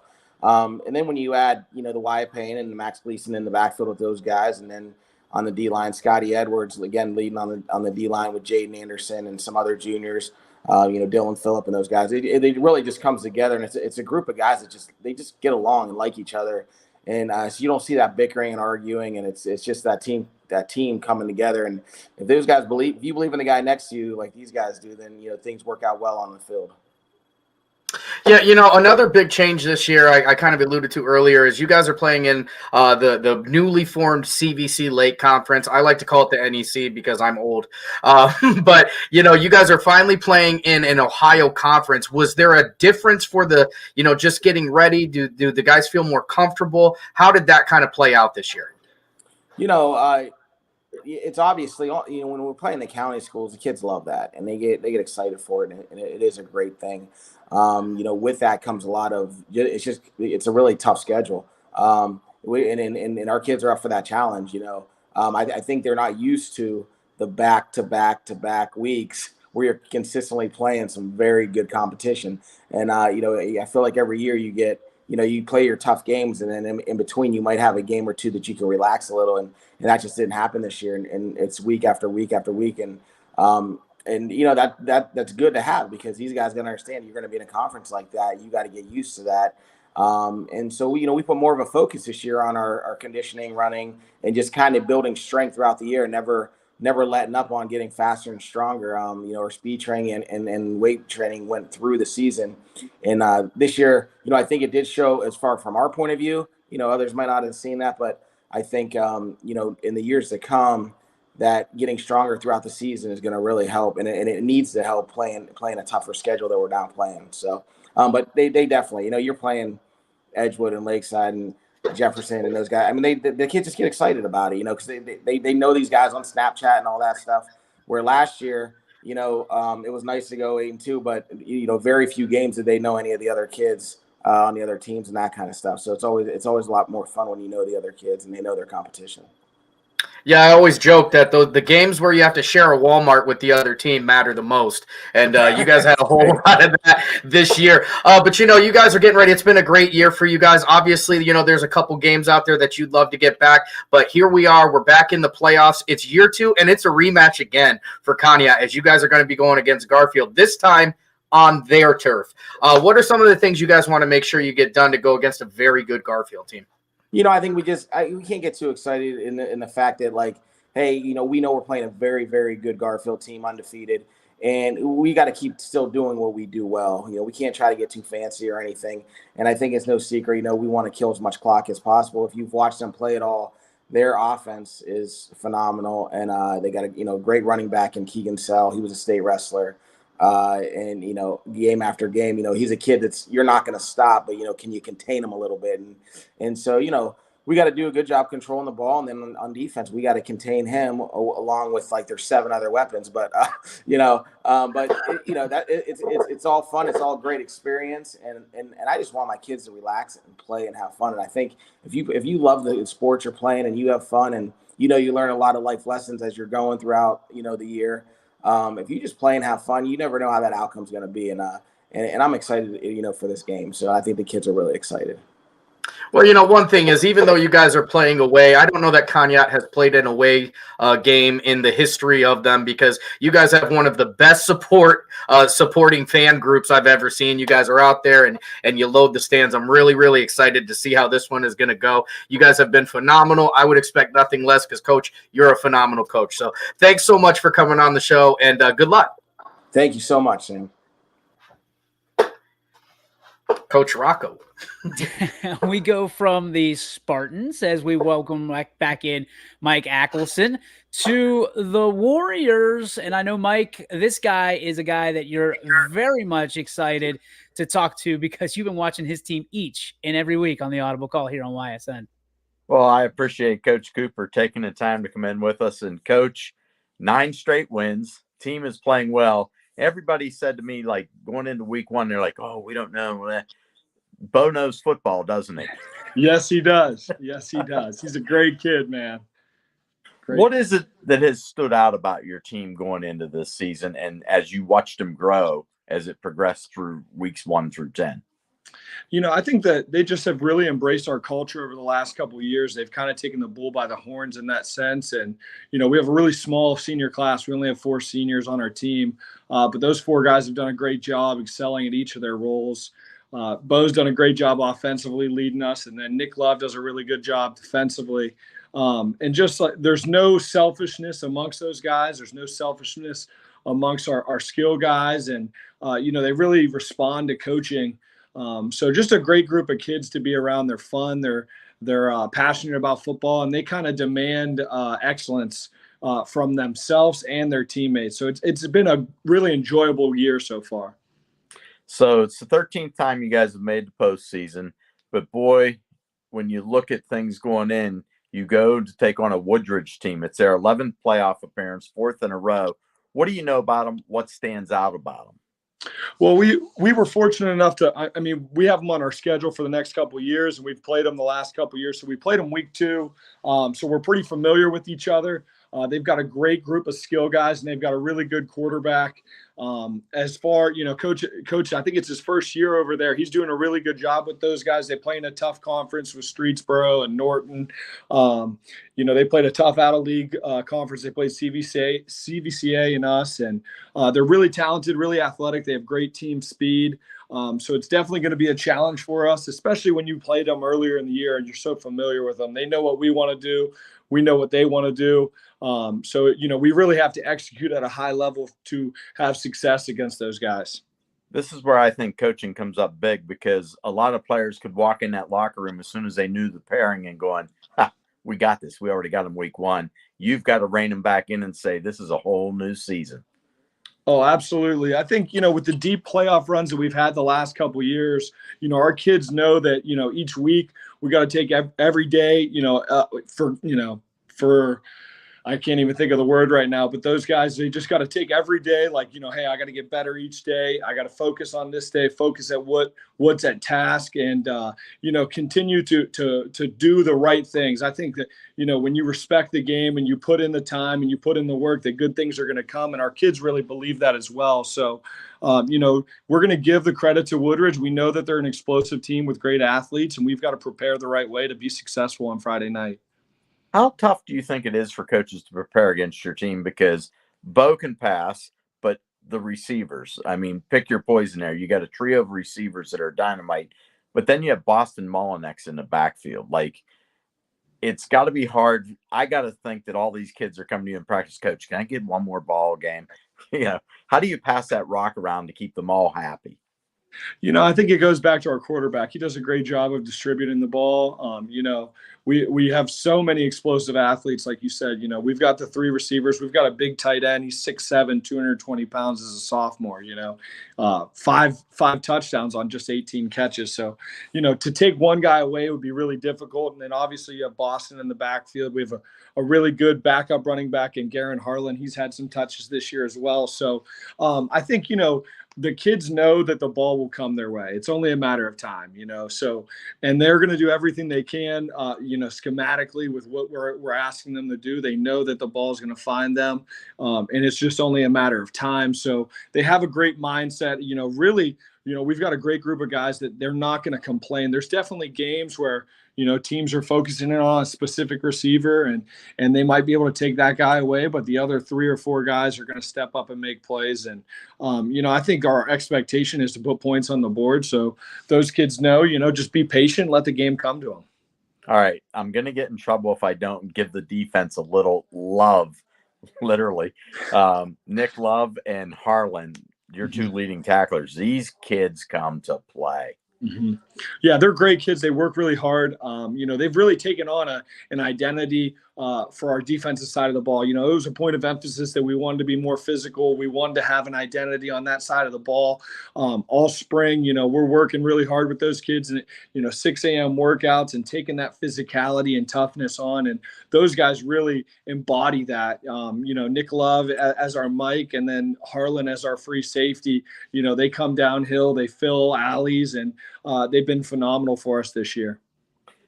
Do you as a staff and maybe these guys as a team that were, you know, juniors and sophomores last year, do they feel there's a little unfinished business? Oh, absolutely. I think that, you know, our expectation, you know, we try and set goals every year. We want consistent goals for our program. You know, we've been to the regional final the last 2 years. You know, obviously, you know, we want to play our best ball at the end of the year, whenever that might be. So we try not to put numbers on it, but our kids definitely have an expectation that they want to make a deep playoff run. But obviously, you can't do that until you win week 11. You know what I mean? So our kids are going to have that consistent approach, but our expectation, you know, we expect to compete, and hopefully it all turns out well on Friday nights. Last question for you. How big is that home field advantage down there in Warrior Land?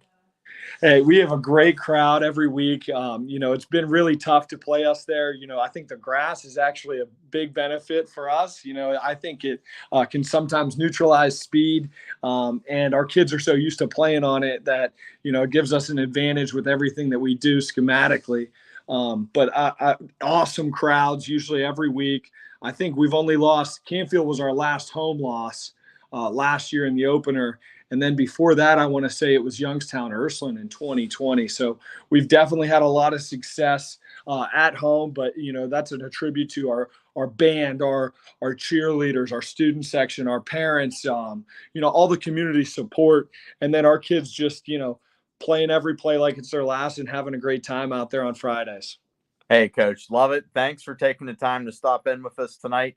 Looking forward to a postseason run out of the Warriors. Absolutely. Thank you. Go Warriors. There you go. Wow.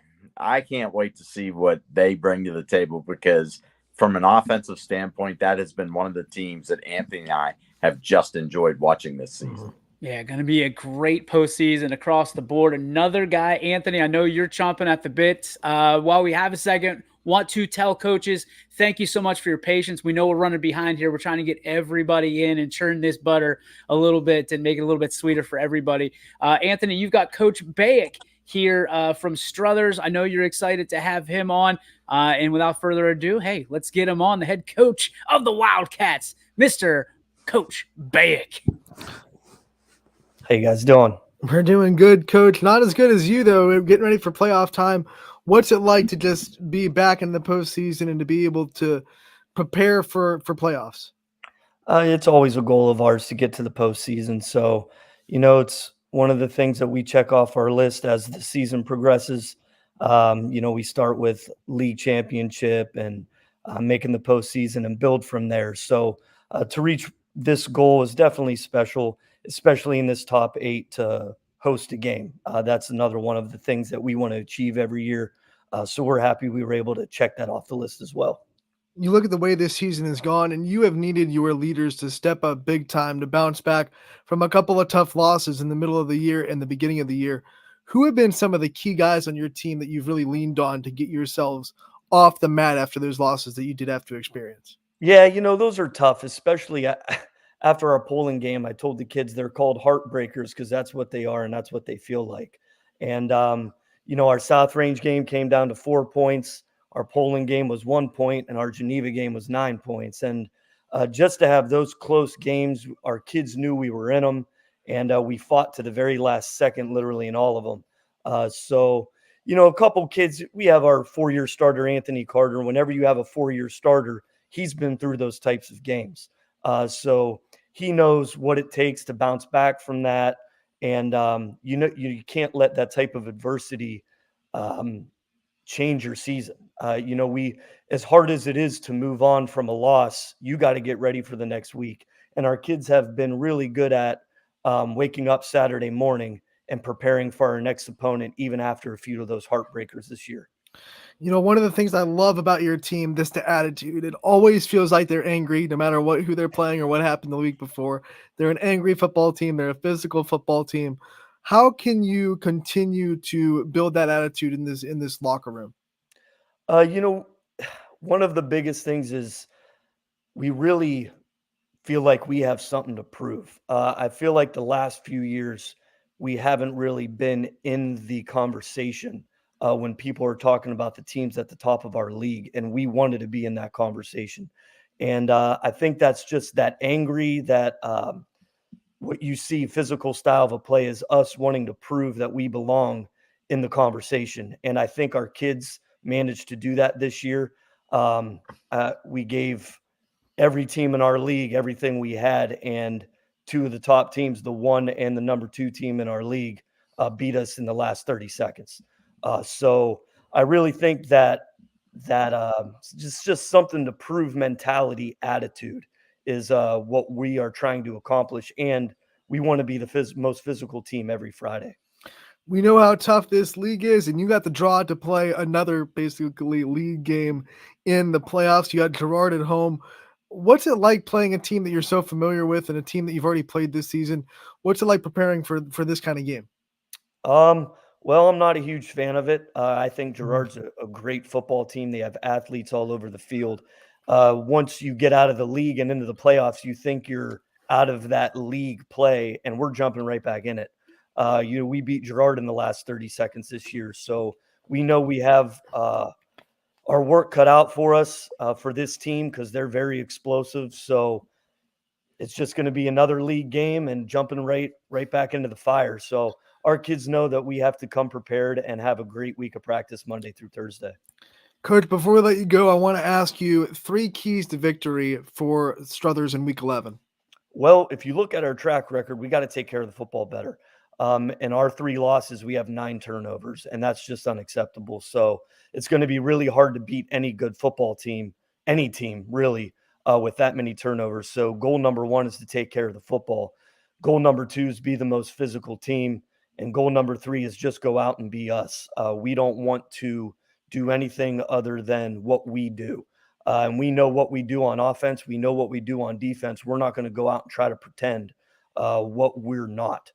So we want to be physical. We want to do what we do best, and we got to take care of the football. Coach, we really appreciate your time. We know Wildcat Nation is going to be behind you. That's a great home field advantage that you have. We appreciate the time tonight. We wish you the best of luck here in Week 11, and we'll talk to you again real soon. Thanks, man. I appreciate you having me. Thanks, Anthony. We're going to jump from Struthers all the way down to Columbiana, Ohio, where the Crestview Rebels, under first year of Don Perry, come rolling in. And Coach Perry, when you think about what has transpired over the last, year or so in Crestview Nation, does it feel surreal to get this team back on track under a new coach and all the things that you have to go through, maybe for the first time as the head ball coach, looking at things through a new lens? Does it feel like it's actually here in Week 11? It's been a long season as far as us getting better. After we started on 4, a lot of people would give us this chance to make the playoffs, but our kids have worked their ass off. They bombed. Back every Saturday, got better in practice, and they gel. I think a lot of people, we were extremely young. You talk about extremely young. I know you're a huge advocate for getting things done in the weight room in the off season. How much has that translated, the hard work and dedication of coming in the hours that the spotlights aren't on necessarily, to being on under the spotlight on a Friday night?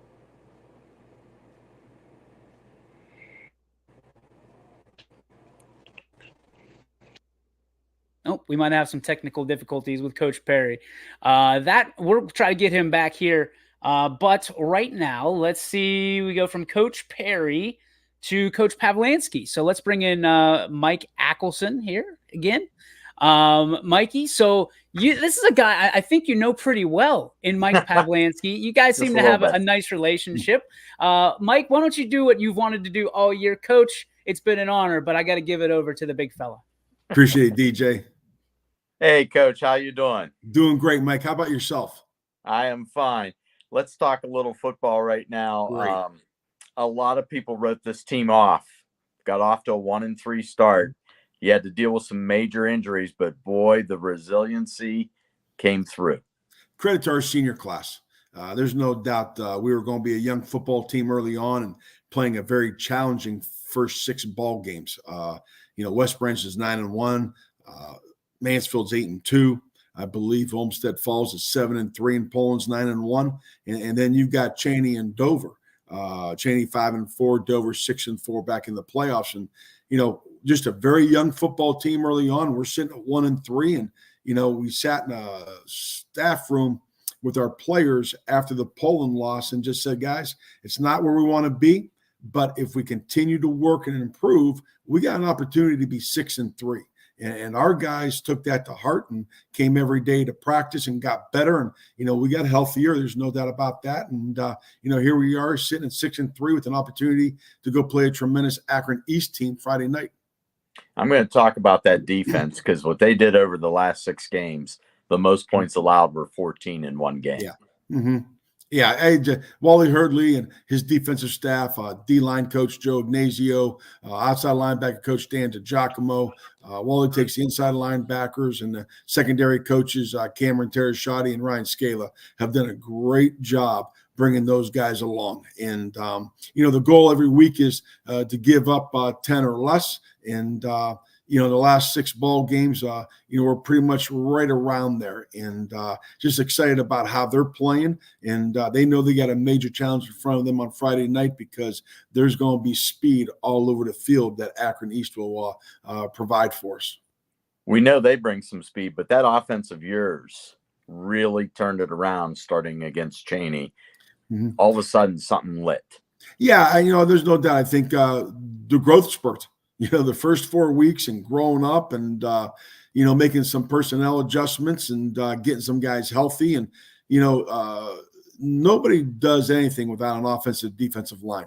That's where football games are won. That's our belief. And, Santino Coke is a 3-year starter for us. He's our center this year, and he's really been a tremendous leader for those young guys. And, in the backfield, you've got Paul Bendis, who manages the game really well. And, Danny English, who's our tailback last year, ended up going to fullback. And Scotty Eaton, who was a slot receiver, came in to be our tailback. And, those guys have done a tremendous job of getting us in and out of the right plays and then obviously hitting the holes and trusting the guys in front of them.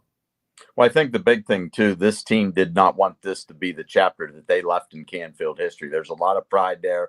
Each team wants to write their own, but they also knew that they had to walk into each week with the biggest bullseye on their chest as the defending state champs. You're absolutely right, Mike. There's no doubt when the special things happened last year, we talked about that in the off season in January when we got back to the weight room and just said, listen, forget about last year. We're going to enjoy it, but we've got to go to work and write our own story for the 2023 team.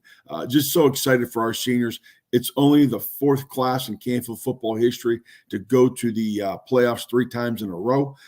They've won 31 games. I think in the top 3 or 4 in our history to do that. And, this is the second time in school history we've gone to the playoffs 4 years in a row. And, all those things our guys are really, really proud of. And, they're looking forward to Friday night. Tell me and tell the viewers a little bit about this Akron East team. You mentioned their speed. Tremendous speed. It starts with Zaire Stevens, our tailback. He's got offers from Pitt and Purdue, I believe, plus a couple more Power Fives. He's only a junior. They are absolutely huge up front. Defensively, they're led by their defensive tackle. His name skips me right now, but he's 6'6", listed at 295 pounds. Offensively, they're 2 guards, one 6'5", 375, and the other guy's 6'4", 295. And they move people. They're not just big bodies out there. They get out and move people. They want to run the football and use Zaire's speed, use the quarterback speed. And, their top receiver, number 0, Ibrahim Kamara, is a tremendous athlete. He's got some Power 5 offers, 6'3", 195 pounds. If there's two factors for us, Mike, for Friday night. Number one, we gotta handle their speed. We're not gonna match it, but we gotta slow it down. Offensively, defensively and on special teams. And then number two, we have to match their physicality. It's one of the more physical football teams we've seen on tape all year long. When you talk about that defense, they got a couple shutouts, holding a lot of teams to 2 scores or left. I throw out the Hoban game.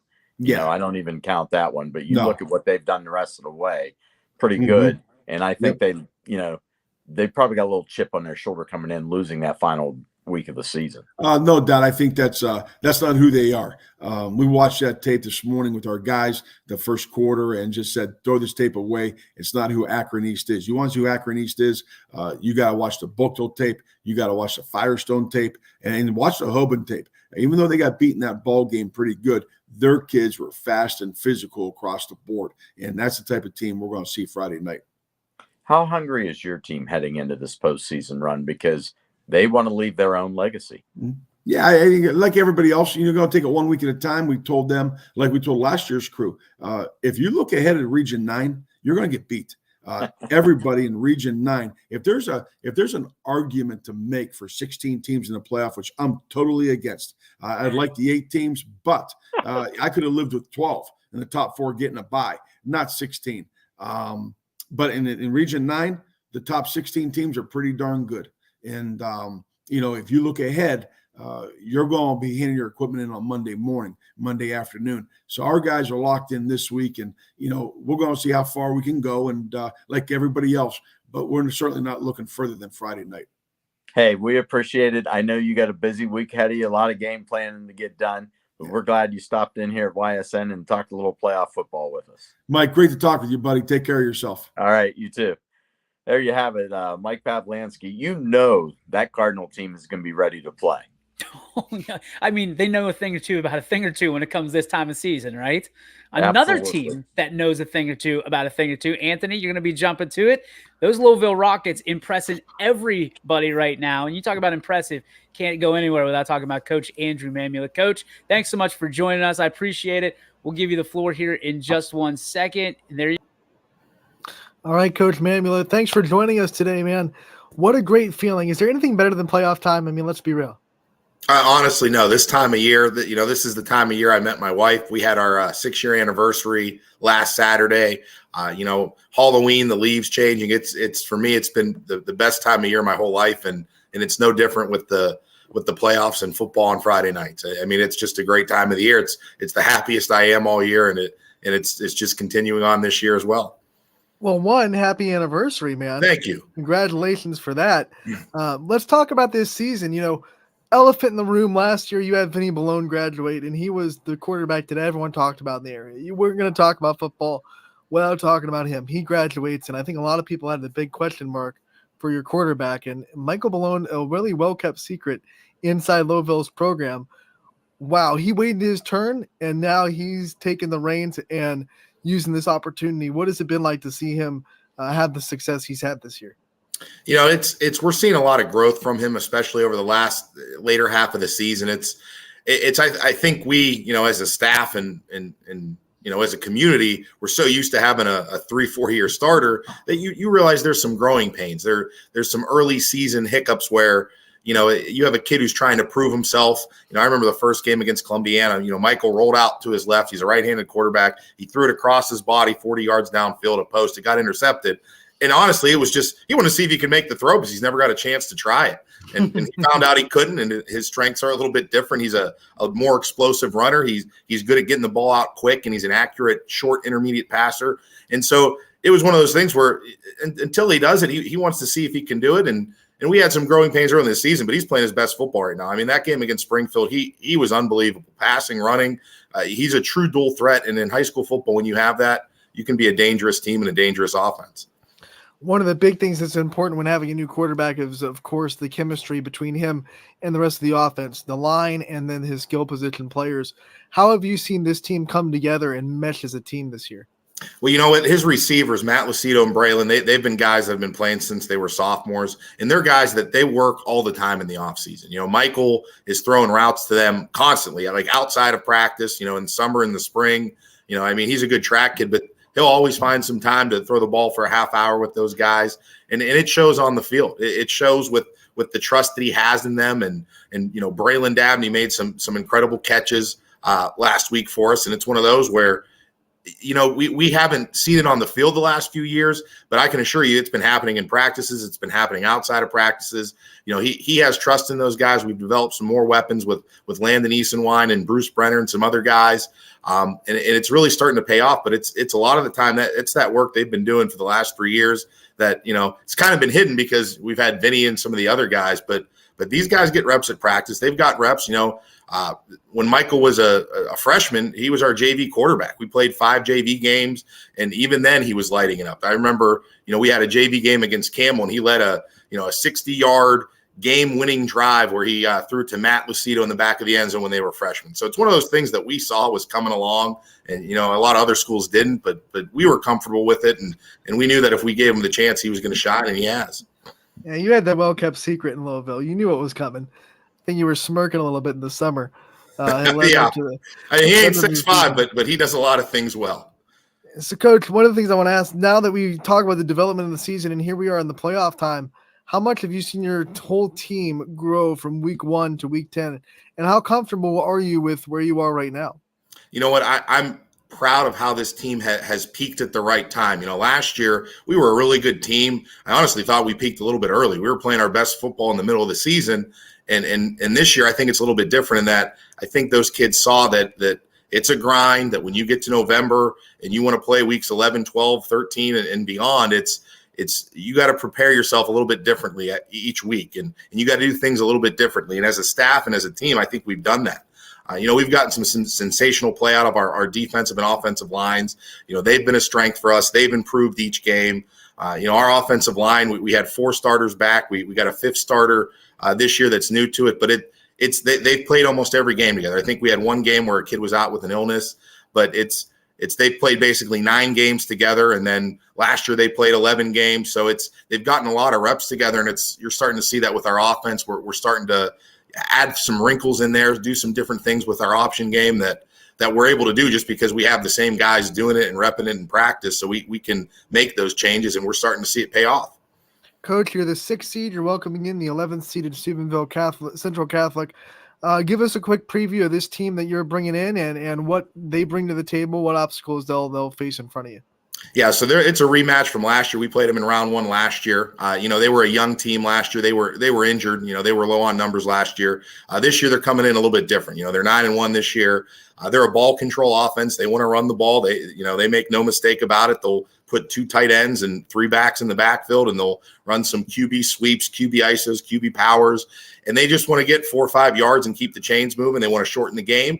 And that keeps them in a lot of games. I mean, last week they played a good Toronto team. They were with them in the 4th quarter, a 1-possession game. They had a chance.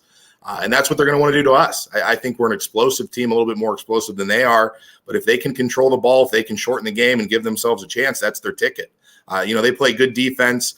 Last year they were, primarily a man team that was blitz heavy.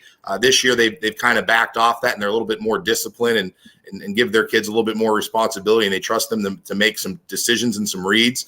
So it's going to be a tough one for us. There's no doubt about it that, if our kids think this is going to be like what it was last year, it's not. This is a different team. They're well coached by Coach Meek down there. I got to talk to him a lot last year with our first matchup, but those kids are going to be prepared, and they're having a heck of a season, but we are too, and we like our chances. A good old 3 yards in a cloud of dust type of team coming to Lowville. Coach, we know you guys will be ready. Best of luck to you in the whole playoff run. We hope it goes as far as possible. Can't wait to talk to you again real soon. Thank you, Anthony. I appreciate you guys having me on. All right. Thanks to Coach Mams. Appreciate that. And the next guy who Siggy's got the honor and privilege of interviewing, this guy I can't speak highly enough about. He's like it's like watching a Batman film, not just because of the colors that their team is, but the fact that these guys are so well hidden and they somehow always fly under the radar, but they're always like a 9-win, 10-win team. And this guy is one of my favorite dudes ever, because when you go to Garfield in Garrettsville, they welcome you with the black and gold mat out there. Coach Mike Mosier, thank you so much for being part of this. Chris Ziegler's going to interview you. Appreciate your time, my friend. Hey, thanks for having me. Coach Moser, I appreciate you being here tonight. 5th straight trip to the playoffs. It just seems like success is just old hat in Garrettsville right now. How do you all stay humble through all this? Well, thank you. It doesn't feel like old hat. Every year it feels new. It feels it's exciting. Blessed with hardworking, humble kids. That's always been our message that, we have to earn every week and every game that we're going to play, and the kids have bought into it. You lost to the eventual state champion last year in the postseason. Did that leave a sour taste in these kids' mouth returning this year, or did it inspire them for their return trip in this season? Maybe a little bit of both. We've run into some teams the last couple of years in the playoffs, whether it was Kirtland or whether it was South Range. We've seen some really good teams, and the kids see that and know that's where they're, ultimately where they'd like to end up is the program like the ones that have knocked us out the last couple of years. So hopefully we're up for the challenge. You have an offense that's averaging just under 53 points a game, led by Mr. Do Everything, Keegan Sell. How do you coach somebody like Keegan Sell, who's, scoring 5 touchdowns a game, and he's also, oh, by the way, averaging 15 tackles a game? Yeah, boy, we're blessed with him. As far as how you coach him, he loves to be coached. He loves to be coached up. He's very easy to coach. I will tell you that. He demands a lot of himself. He takes the coaching, and I think the other kids take his lead as well. I know you had a lot of returners on the offensive line. Describe the lack of respect or the lack of gratitude that sometimes these kids don't get, but they're the main reason on why kids like Keegan Sell succeed. Yeah, without a doubt, especially in a program like ours. We're an offensive line driven team. Coach Ward does a great job with those guys every year. They take a lot of pride in playing the offensive line. We're fortunate again to have good, hardworking kids, some experienced kids, and some depth up front. But all the credit goes to the kids there. You have Conneaut coming to town in the first round of the playoffs. What's it like coaching against the unfamiliarity as opposed to a familiar league opponent? Yeah, we played Conneaut last year in the playoffs, and I know Coach Rocco, and he does a great job with that team. Sometimes you get into the playoffs, and sometimes it's nice to see somebody you haven't seen. You wonder how they'll match up to your stuff and things like that. But I guess that cuts both ways. If teams have seen you, maybe they're a little more ready for what you have. So we look forward to it. It's going to be a great challenge for us. Defensively, your squad is always used to playing with a lead. Is that something that they've relied on this year, or do they use it as a personal challenge? Yeah, it sure is nice to play from in front. No doubt about that. We've been behind, albeit early in the game, we've been behind a little bit. But our defense has set us up, put us in good positions. The offense has cashed in on those opportunities, able to get out to some leads, and that's how you like to play. DJ touched on it, you being in Portage County. How do you describe G-Men football? Physical. I think that's probably if we had to just say on one word, we pride ourselves on being physical on both sides of the ball. 10-0 this season. What are you most proud of for being undefeated through the season? That's a good question. That's a goal. You put that challenge up at the beginning of the year. You take things one at a time. That's probably what I'm the most proud of is, this team, these seniors have had a lot of success over 4 years. I think Friday was their 40th overall victory in 4 years, counting the playoffs. And the thing I'm probably the most proud of is how they're able to just move on to the next week, prepare. The most important game is the one that you're getting ready to play. Coach Moser, I really appreciate your time. We're going to be following you all the way through the playoffs. We love the passion of your team, and the word grit best describes G-Men football. That's for sure. Yeah, I like that word too. Thank you very much, guys. Good luck to you.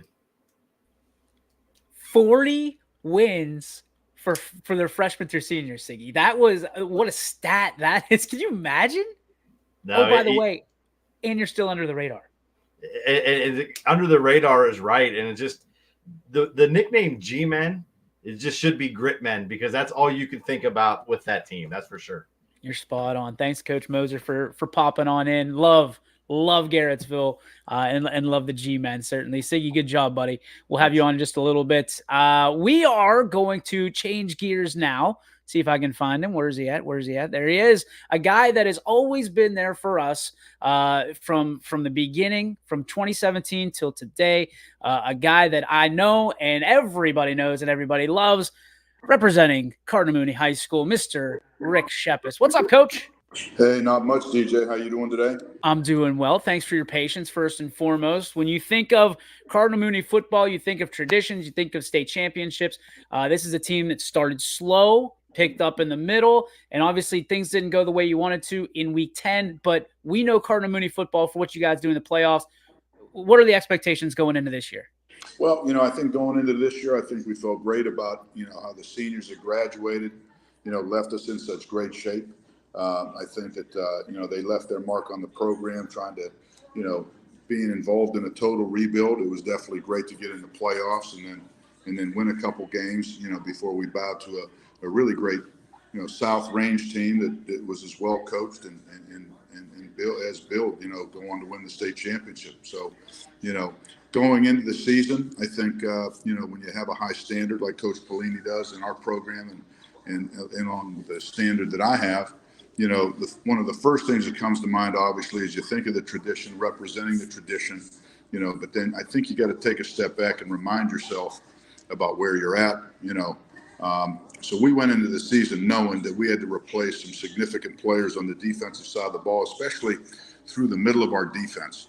I don't think we realized, what Logan Boyd, Alec Delsignore, and Rob did for our defense at the linebacker position.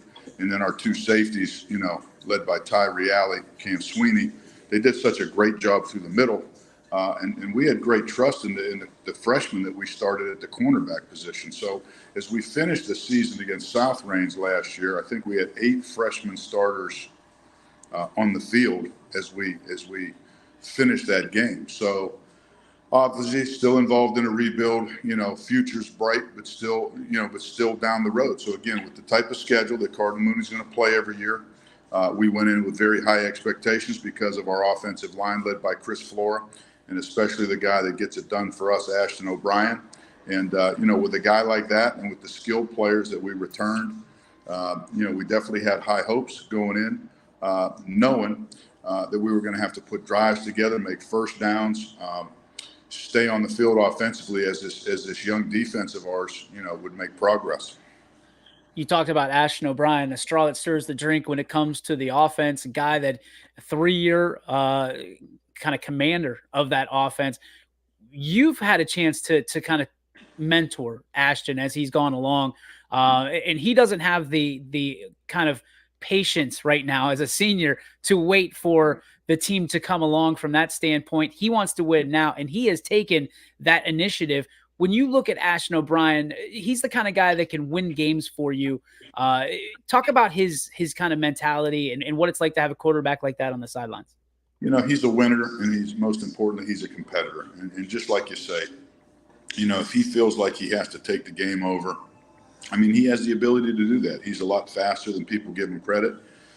And he's been an accurate passer this year, and he's really thrown some great balls over the top as well. So it's great to have the opportunity to coach a kid like that. It's great to be on the sideline with him. I kind of have been watching Josh Allen play, and he kind of reminds me of him because, as that competitive nature takes over,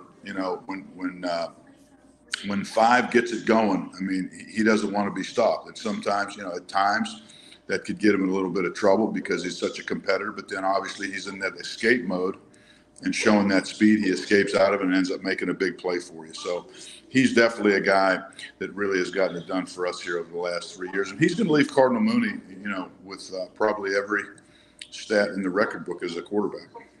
All right. I know you're probably watching game film, or it could be Monday Night Football, or maybe a little bit of it could be Law and Order. I don't know what it is, but give me a snapshot of Akron Buchtel and what you think you're expecting on Friday night.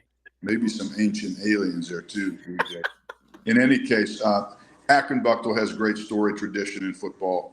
They too, just like, Coach Pab mentioned about the Akron East team, always one of the top teams, coming out of the Akron city. They're going to look great getting off the bus. I mean, they're big, they're physical. They have the big, heavy defensive line. They have great outside pass rushers. They're going to get in those wide 5s and wide 9s and really try to penetrate, get up the field. They have active linebackers. And I think it depends on who we're going to see, with this Akron Buckle team, at least from the defensive perspective, right? So, in some of the tape that we've watched so far, they've gone with 2 different approaches. In one, they pressured, and it looked like they were pressuring on every down, or at least fast to react to the football. In the other, they sat back. They try to play a little bit more coverage. So we'll prepare for either that we're going to get. From an offensive perspective, we're going to see probably 12 personnel. We're going to see a quarterback run offense with a little bit of counter trade out of them, and then they're going to spread the ball around with their wide receiver screens. They like the curl flat combination with a little corner behind it to kind of clear out the curl flat concept. So, we'll have our work cut out for us. They're big and imposing. They're big at every position, and they're fast at every position. So I like the matchup. I like that we're going to be able to play a home game here in this particular one, and we're looking forward to it. Coach Shep, we appreciate you so much at every step of the way. You're always there for us, and we can't thank you enough for that. Good luck to you on Friday and the rest of the Cardinals, my friend. Yep. Thanks, DJ. You got it, my friend. All right. From Cardinal Mooney, we head back to the 440, where my buddy and good friend and compadre, Mr. Sam Torres, waiting. And Sammy, I know it's been a long wait for your 3 interviews, but you've made the most out of them, my brother. Thank you so much for your patience. And as you move on to Coach Croston, I appreciate you and everything Coach does. Thank you. All right. What's up, Coach? First of all, thanks for coming on the show. This is becoming like an annual thing as you guys are getting ready for your 4th year in the playoffs. It's really been a great year. Obviously, you guys had a little bit of a shaky start. I know shakier than you wanted for sure, but you guys played some really, really good teams. But when it came down, by week 5, you guys had it all figured out, outscoring your opponents 186-6. A 5th consecutive NAC title for the PV Lakers. I always say that the A in NAC stands for Andover. You guys really had a great year. And I think what would be a really surprising for a lot of people is you guys are what most people would call a young team, as only 1 senior on the team and really led by a lot of great juniors and sophomores and some freshmen out there making some noise. Talk a little bit about what was going on coming into this year. Yeah, I mean, last year we were 4-7. We got pushed around a little bit. Second half games, we weren't physical enough, but like you said, we played a lot of freshmen and sophomores. So this summer, the kids hit the weights hard, and then this year, our guys have really stepped up. We lost the heartbreaker in week 1 in the last 30 seconds. But I think it made us a better team. Came back week 2 and beat a good Cardinal team. Then we beat our rival week 3. And we had a tough stretch there with Rootstown, Girard. Then we came back on and we beat a good Southeast team. But the biggest thing is our guys are playing with confidence. They're a year older. Like I said, most of our guys, like you said, are mostly juniors and sophomores. And then we got a good bunch of freshmen that have been helping us out. Yeah, you look at the guys and the way your team is made up, and offensively, I think you look at 2 guys with over 1,200 yards on the season already, and Ryan Croston and Ty Vickery. Those 2 they're like peas and carrots, man. Where there's one, there's another, and you got to pick your poison with them. Really getting their run game going, and have been a dangerous a combo because they offer a little bit of a different skill set, but still very effective runners on both. For both of those guys. Talk a little bit about those guys getting it together. Yeah, I mean, that started last year. They work well together. They lead block for each other. When we fake with them, you can't just, focus on one of them. So they're a big asset. We can get tired.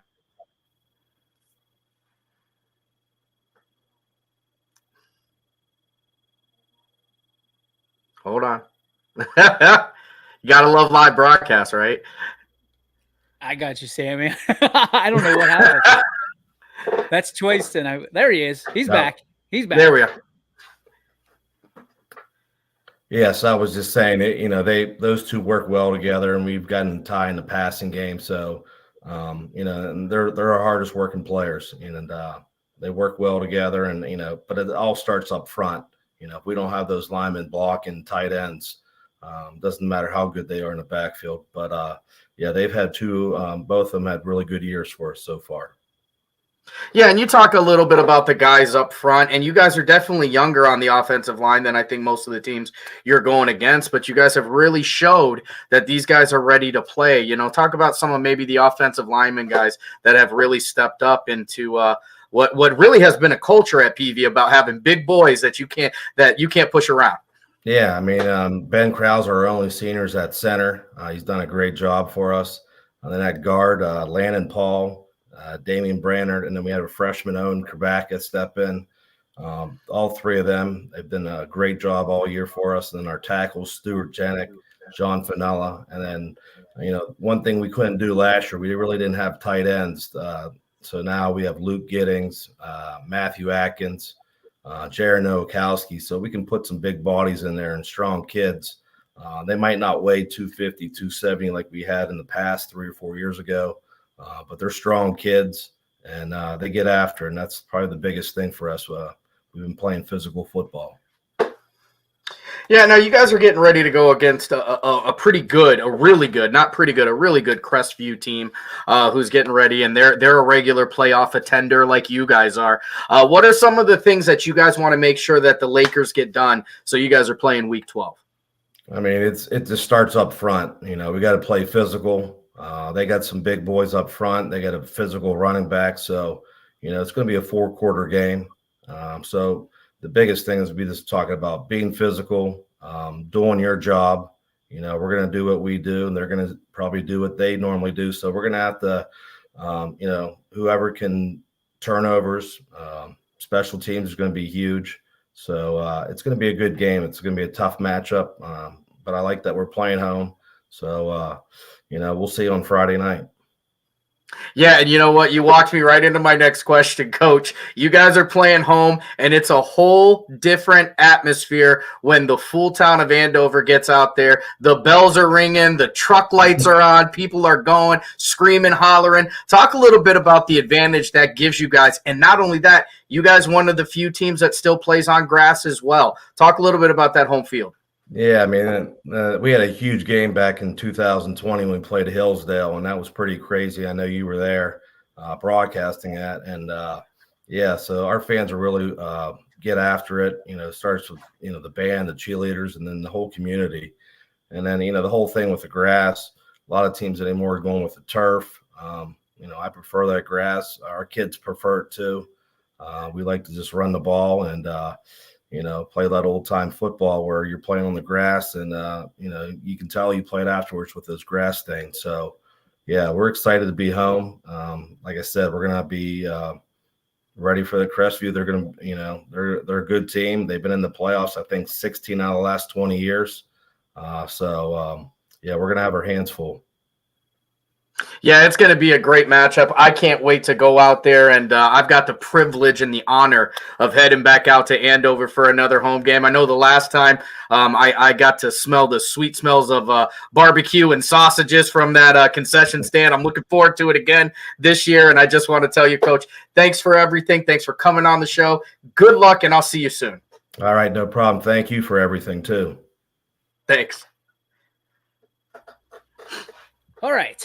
So, and you can't write this script. You go from one side of that sideline, right, to the other, and joining us once again from Columbiana. This time he's in the weight room. Surprise, surprise, surprise. Don Perry joins us of the Crestview Rebels.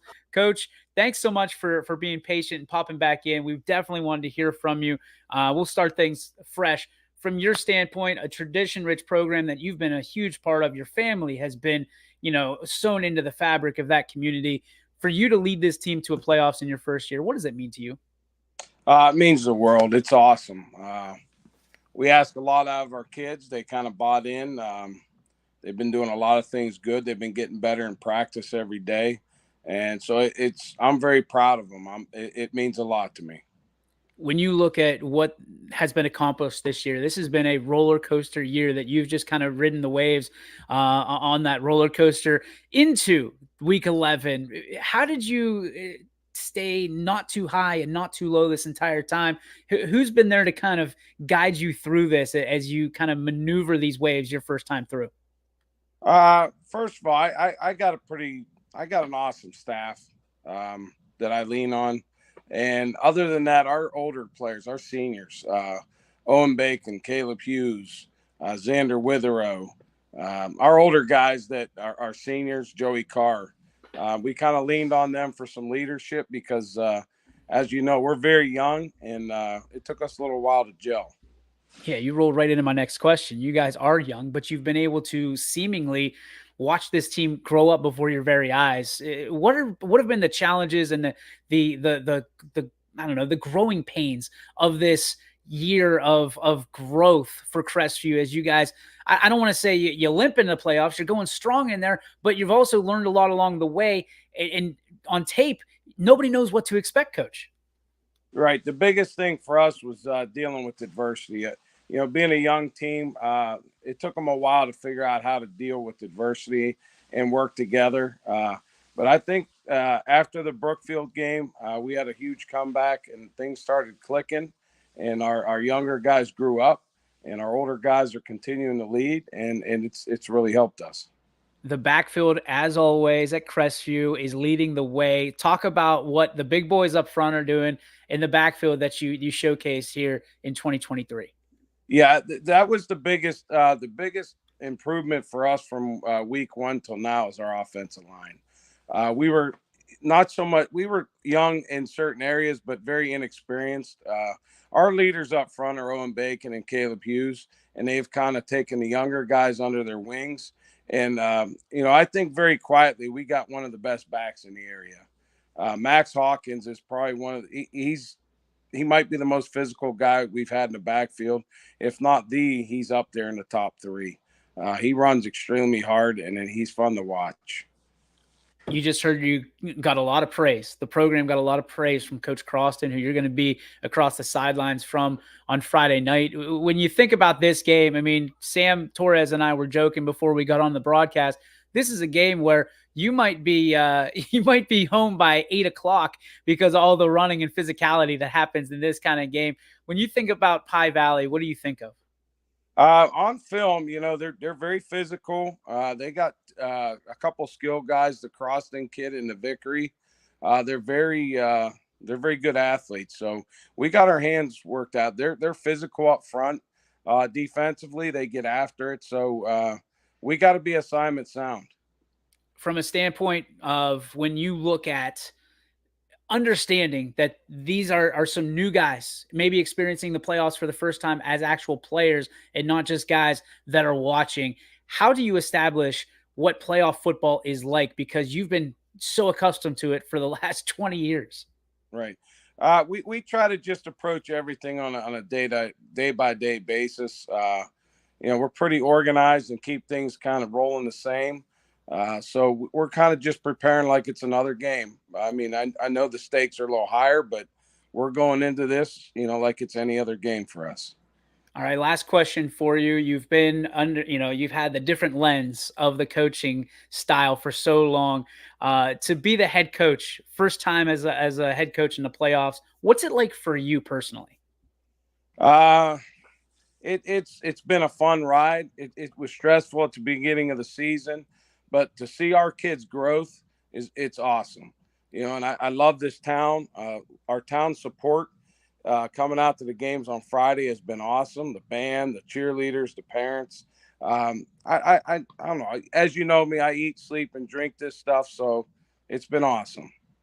It doesn't surprise me that you're in the weight room right now. I'm pretty sure you've got a cot there and a pillow. So enjoy it, Coach. We're behind you 100%. We're looking for a good battle with you and PV on Friday night. And, of course, anything you need from us, please let us know. All right. I appreciate the support. Thank you, sir. Don Perry, first-year head coach of the Crestview Rebels. And I think we're on to our last interview of the night, Miguel, when it comes to comes to guys that know the playoffs, this next guy knows it all too well, and he might be a little bit hungry. Sean Guerrero of the Springfield Tigers joins us. Hi, Shawnee. Hey, what's up? How we doing tonight? I'm doing well. How are you? Oh, I can see you kept me for the late night showing, so this shouldn't be too long. It seems like you guys been on for a while. We figured you were going to be up viewing film anyhow. I'm just trying to finish up my practice schedule for tomorrow, but we're still plugging away. Dad of the year. Father of the year at a soccer game. Did she win? No, they ended up losing to Poland 4-1. I'm sorry. That's okay. It was a good game. I think our girls soccer team had a good season. So I don't know. What's the couple seniors? I think there was 6 senior girls. The best of luck, you know what I mean, for themselves. But my daughter had a good season, and I was proud of her. Well, as you should be, man. You got a bunch of guys you should be proud of as well. Mike, take it. All right, thanks, Coach. Back in the playoffs, 13th time the Tigers have gone to the postseason, 5th straight.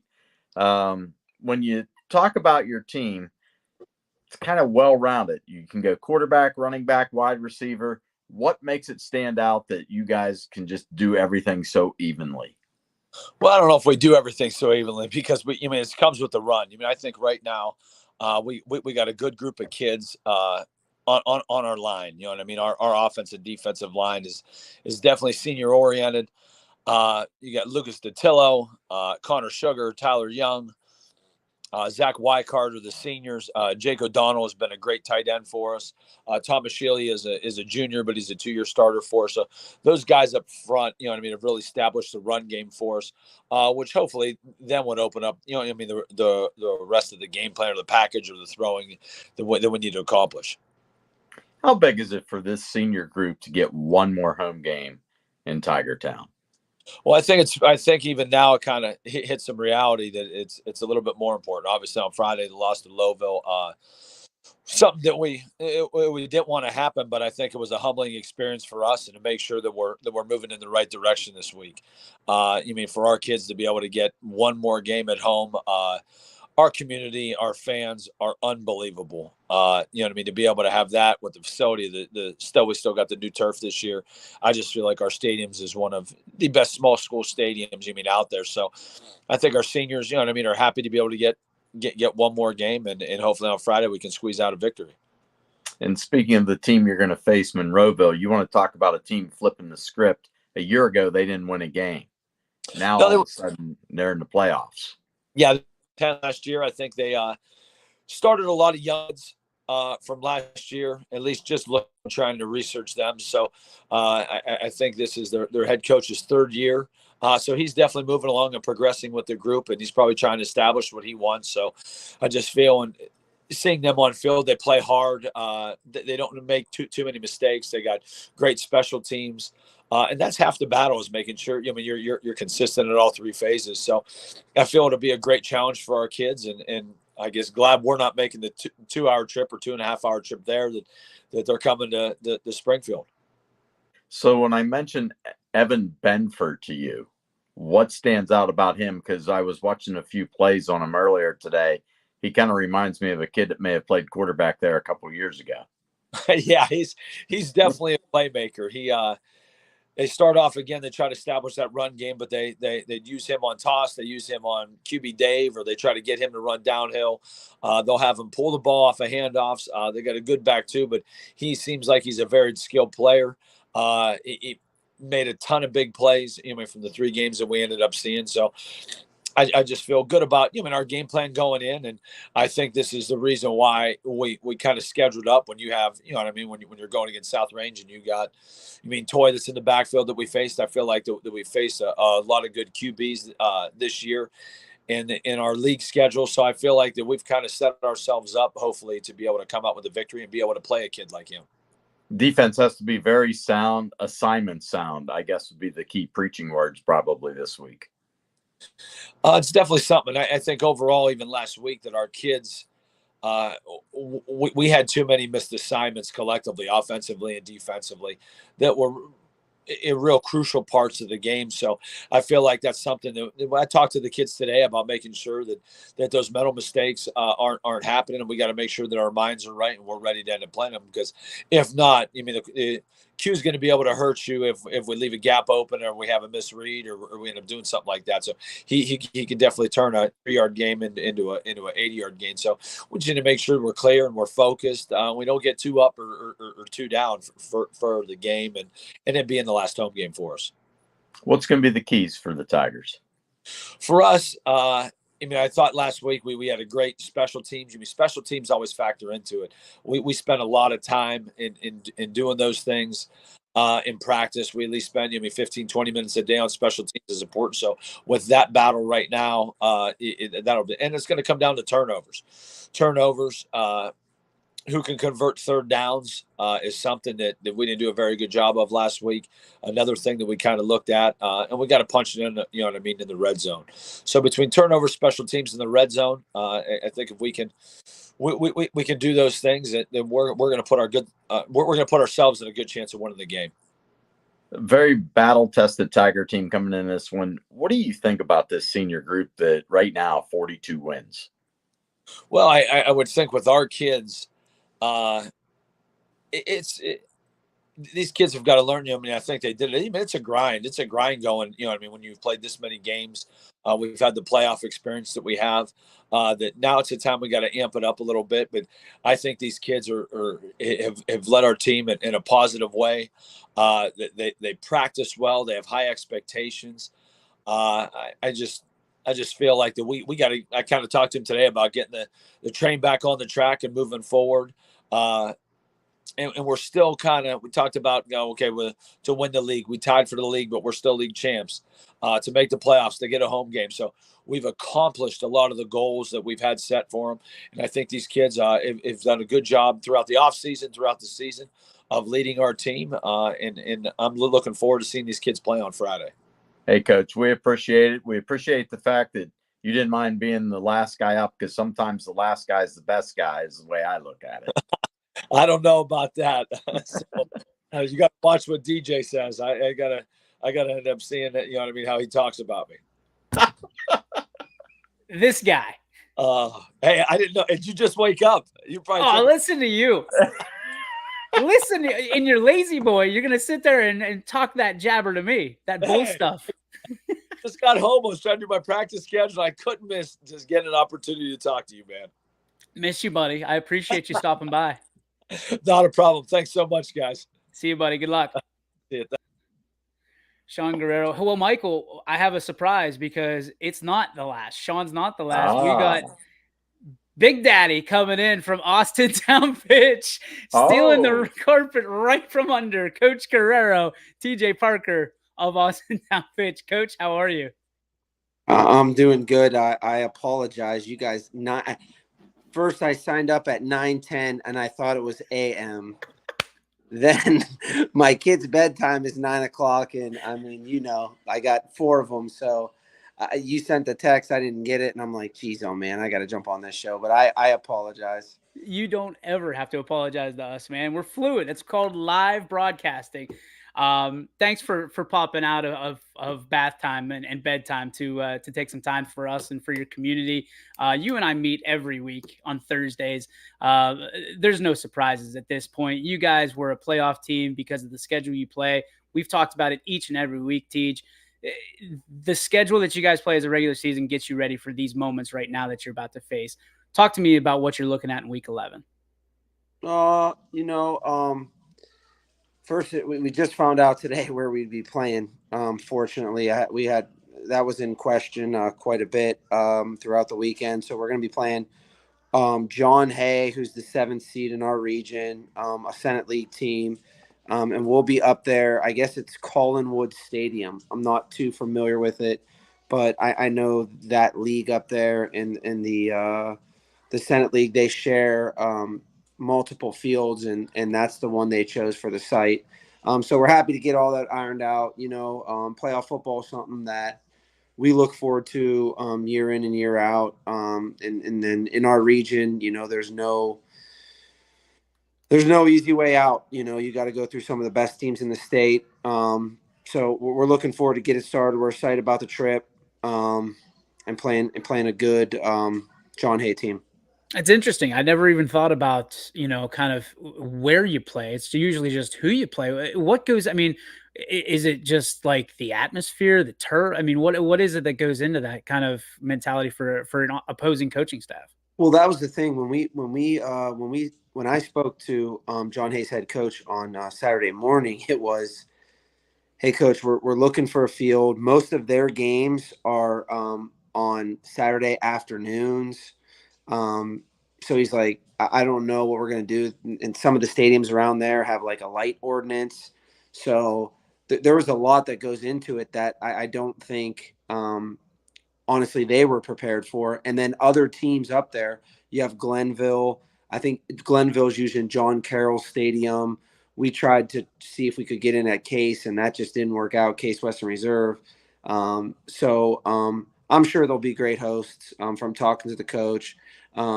Seems like he has his team ready. He's excited about the opportunity to play us. So, I mean, when he made the comment, hey, we're going to make sure we have artificial turf, I was like, oh, okay, this could get interesting. It's been a while since I've played on grass. I mean, so I don't think my kids have ever played on grass in their 4 years. But, yeah, we're excited.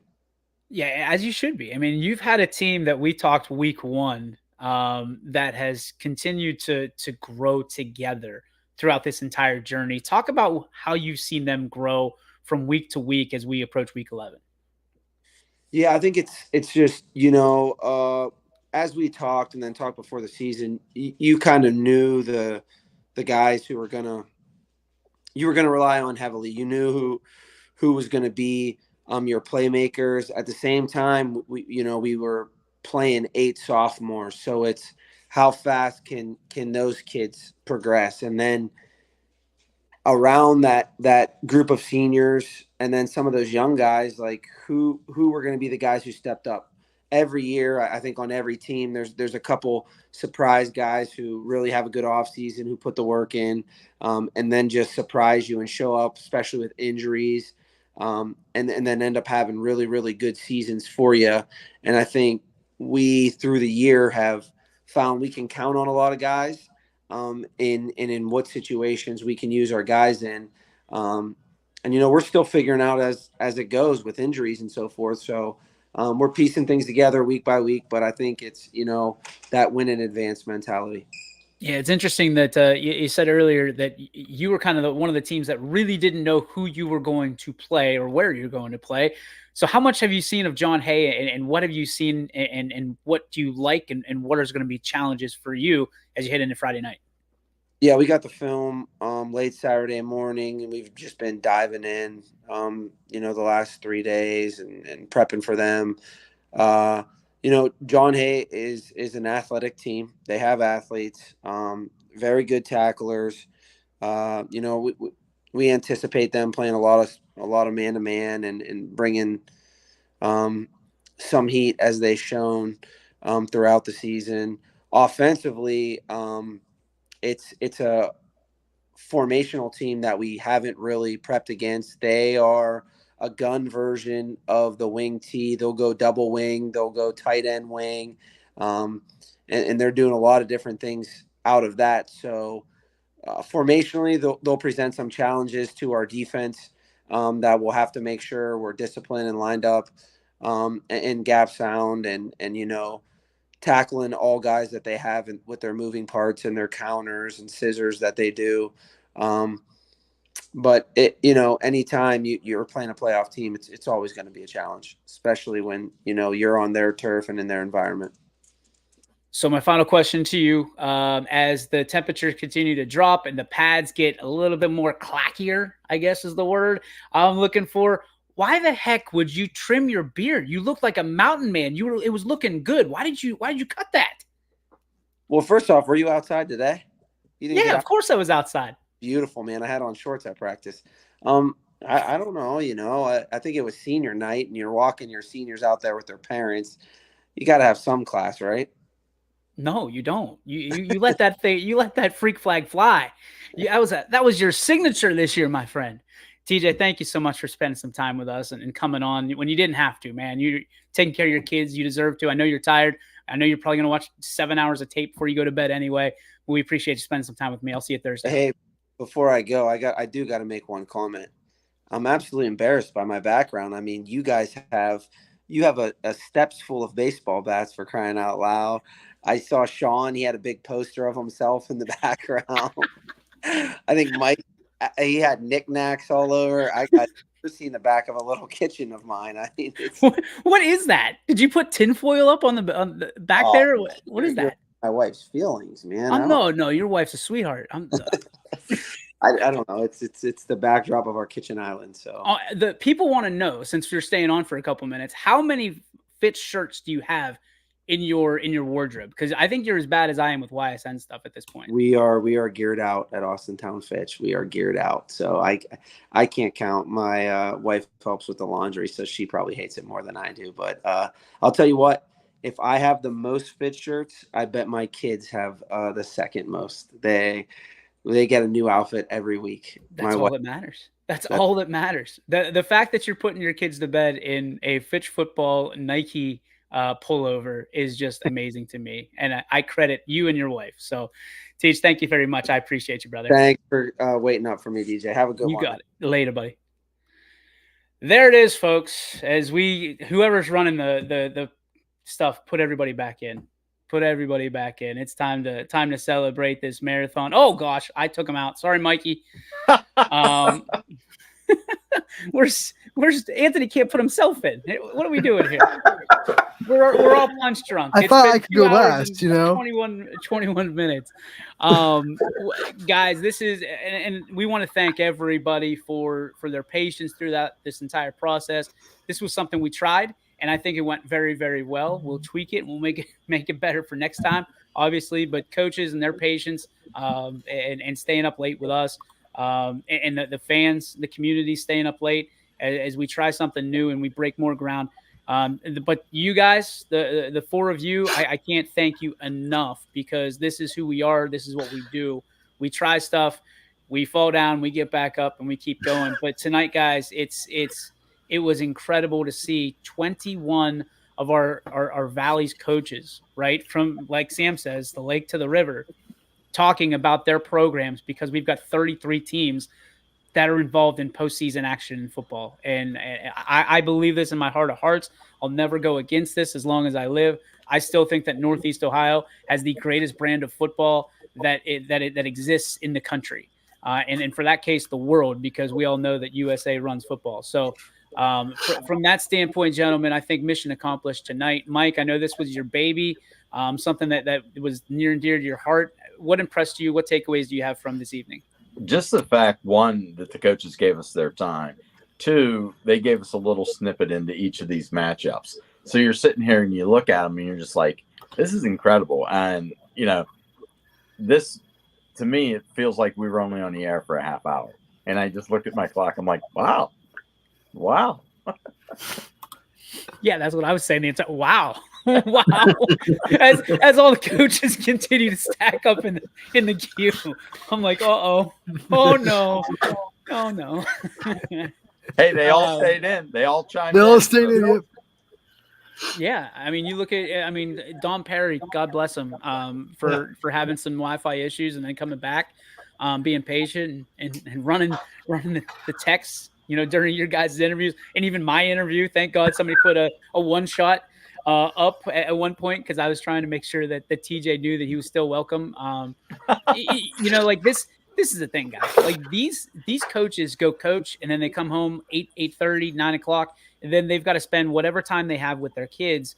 And we're intruding on that. But the fact, Mike, to your point, the fact that they gave us 5, 7, 8 minutes to talk to them and to give their community, their student athletes, and their program a little bit of love along the way that we'll showcase all week leading up to these games is phenomenal. Siggy, you did a wonderful job of diving deep into these coaches with the time that you had.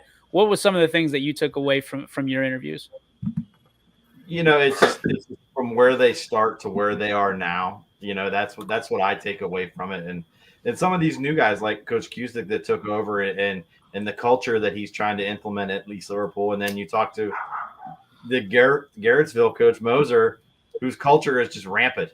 And you just see the difference in between these programs and these coaches and what they have looked forward to in the postseason. And some have done it a long time. Some are leading groups there for the first time. So that's what I like to see. Sam, from your perspective, it doesn't look like 440's starstruck at all. I had some great takeaways from the conversations that you had with your coaches. I was really impressed with Coach Cooper in the early going.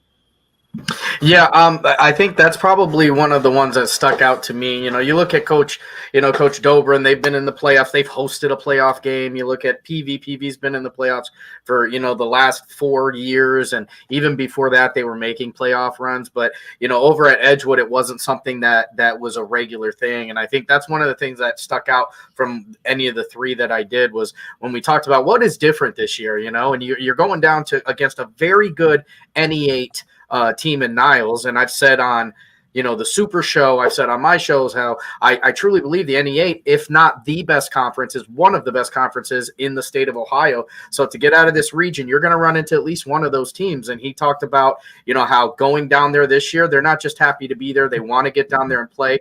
The lights aren't that bright when you've seen them from last year. Anthony, from your standpoint, you had a couple great interviews and had the chance to sit back and watch and produce a lot. What are your takeaways? Well, I really like the fact that we were all together interviewing. I mean, during the season, we're all off doing our own shows, doing our own interviews. And I really got to kind of sit and listen to some of you guys and the way you interview and the style that you all interview. And I thought that was really cool that we were all able to get together and each kind of bring our own personalities and our own interview style to the table and still make it kind of a cohesive show. This was really cool. From my interviews, like I had teams that I think all three of the teams that I interviewed were all teams that really outshined their expectations because they all lost a lot of really key players a year ago. And I love talking to the coaches because they were able to see the kids take that kind of chip on their shoulder mentality and just run with it. And all three of those teams are geared up for a very, very deep playoff run. I am really looking forward to this year. I think last year we all were looking forward to it. We knew that there was a couple teams that could be potentially very special. We ended up with 3 teams in the state championship. Mike, I'll put you on the spot first. How many teams are we seeing in Canton? What is it? The 1st of December this year? I'm going to say minimum of 2, max of 3. 3, okay. Minimum 2, max 3. Oh, why do I keep? I forgot a team, didn't you? I hate this mouse, man. Oh, okay. I hate it. I keep clicking it. It'll click and then it won't. And they click. Like, welcome to technology. Sigler, from your standpoint, how many teams do you anticipate being in the state championship from our 33 teams that have a chip in a chair? 2. I'm with Mike. 2. I'm looking at the list right now, and there's a really good chance for a 3rd. And I don't know if you'd be surprised by the 3rd if they make it. I like that we're all keeping our cards close to the vest here because we all know that we're going to make picks in our group chat. Anthony, I'll go with you. How many teams do you see potentially battling in the state championship this year? You know what? I'll be the confident one. I'll just go 3. Let's go 3. I'll plant my flag on 3 and say we'll stick with that. Fair enough. Company guy. Sam, how about you? Yeah, you know what? I'm going to stick with Anthony on this one. I'm not going to just say 3. I think we've got 3 teams that are the team to beat that should be the favorites to be in Canton this year. Ooh, I like it. I like the confidence. I'm going to go 1 up on Anthony. I'm going to go 4. I think there's one team that's going to surprise, but yet maybe not everybody. So we will see if if it comes true. It's my wish. I hope that we get that many, and certainly I hope everybody has a great playoff season. Guys, I am really excited. Again, just to set the stage for everybody, it is going to be Friday night. All games are on Friday night as we know them right now. It is $15 to get in, If you're going up to the gate, it's going to be $15. I think you can save a buck or two along the way if you buy them online. I think it's like $12 if you buy them online. But all that being said, it's a $9.99 digital pass, our playoff pay-per-view ticket, that you can watch 25 different games on our network throughout the night. So if I were you, I would buy early. That way you have it. So when you go to your games, you settle in. You can use if you could find their Wi-Fi, or you can use the over-the-air, whatever you need to do. You can watch every game from your game, or you can watch every game from home here on YSN. And we've been asked 30 times already, and it's only Monday, so we're going to get 30 times every day. The reason we charge pay-per-view prices is to basically offset the charges that we face, which are $200 per game.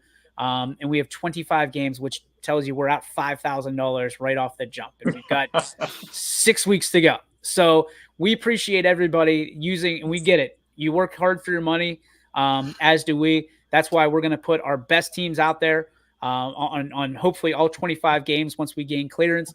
And Mike Ackelson's going to be in a booth somewhere. And, of course, Anthony's going to be running the show back home because he's our social media guy, taking care of all of that. Because if we don't have social media, we have nothing, because nobody knows what the hell's going on if we don't have social media. So we're going to have everybody out and about and putting our best foot forward for you, the people, because I do feel like we are the people's champion when it comes to local high school sports, especially around this area. Final thoughts, gentlemen. Let's go around the horn. Mr. Torres. Yeah, I was waiting for this. So, of all the interviews, like you said, I want to thank all the coaches for coming on here, because I think what you guys got to see tonight was something that was groundbreaking. And I'm not saying that because I'm a YSN guy. I'm saying that because I've loved high school football since I was old enough to know football, and I've never seen anything like this. I want to just point out one of the craziest facts of the entire night, and it goes in an interview from my main man, Mike Ackelson. The fact that Ursuline has 5 brand new offensive linemen is bonkers. Those boys are 10-0, and they've got guys that have never started for them. That's wild. Anthony.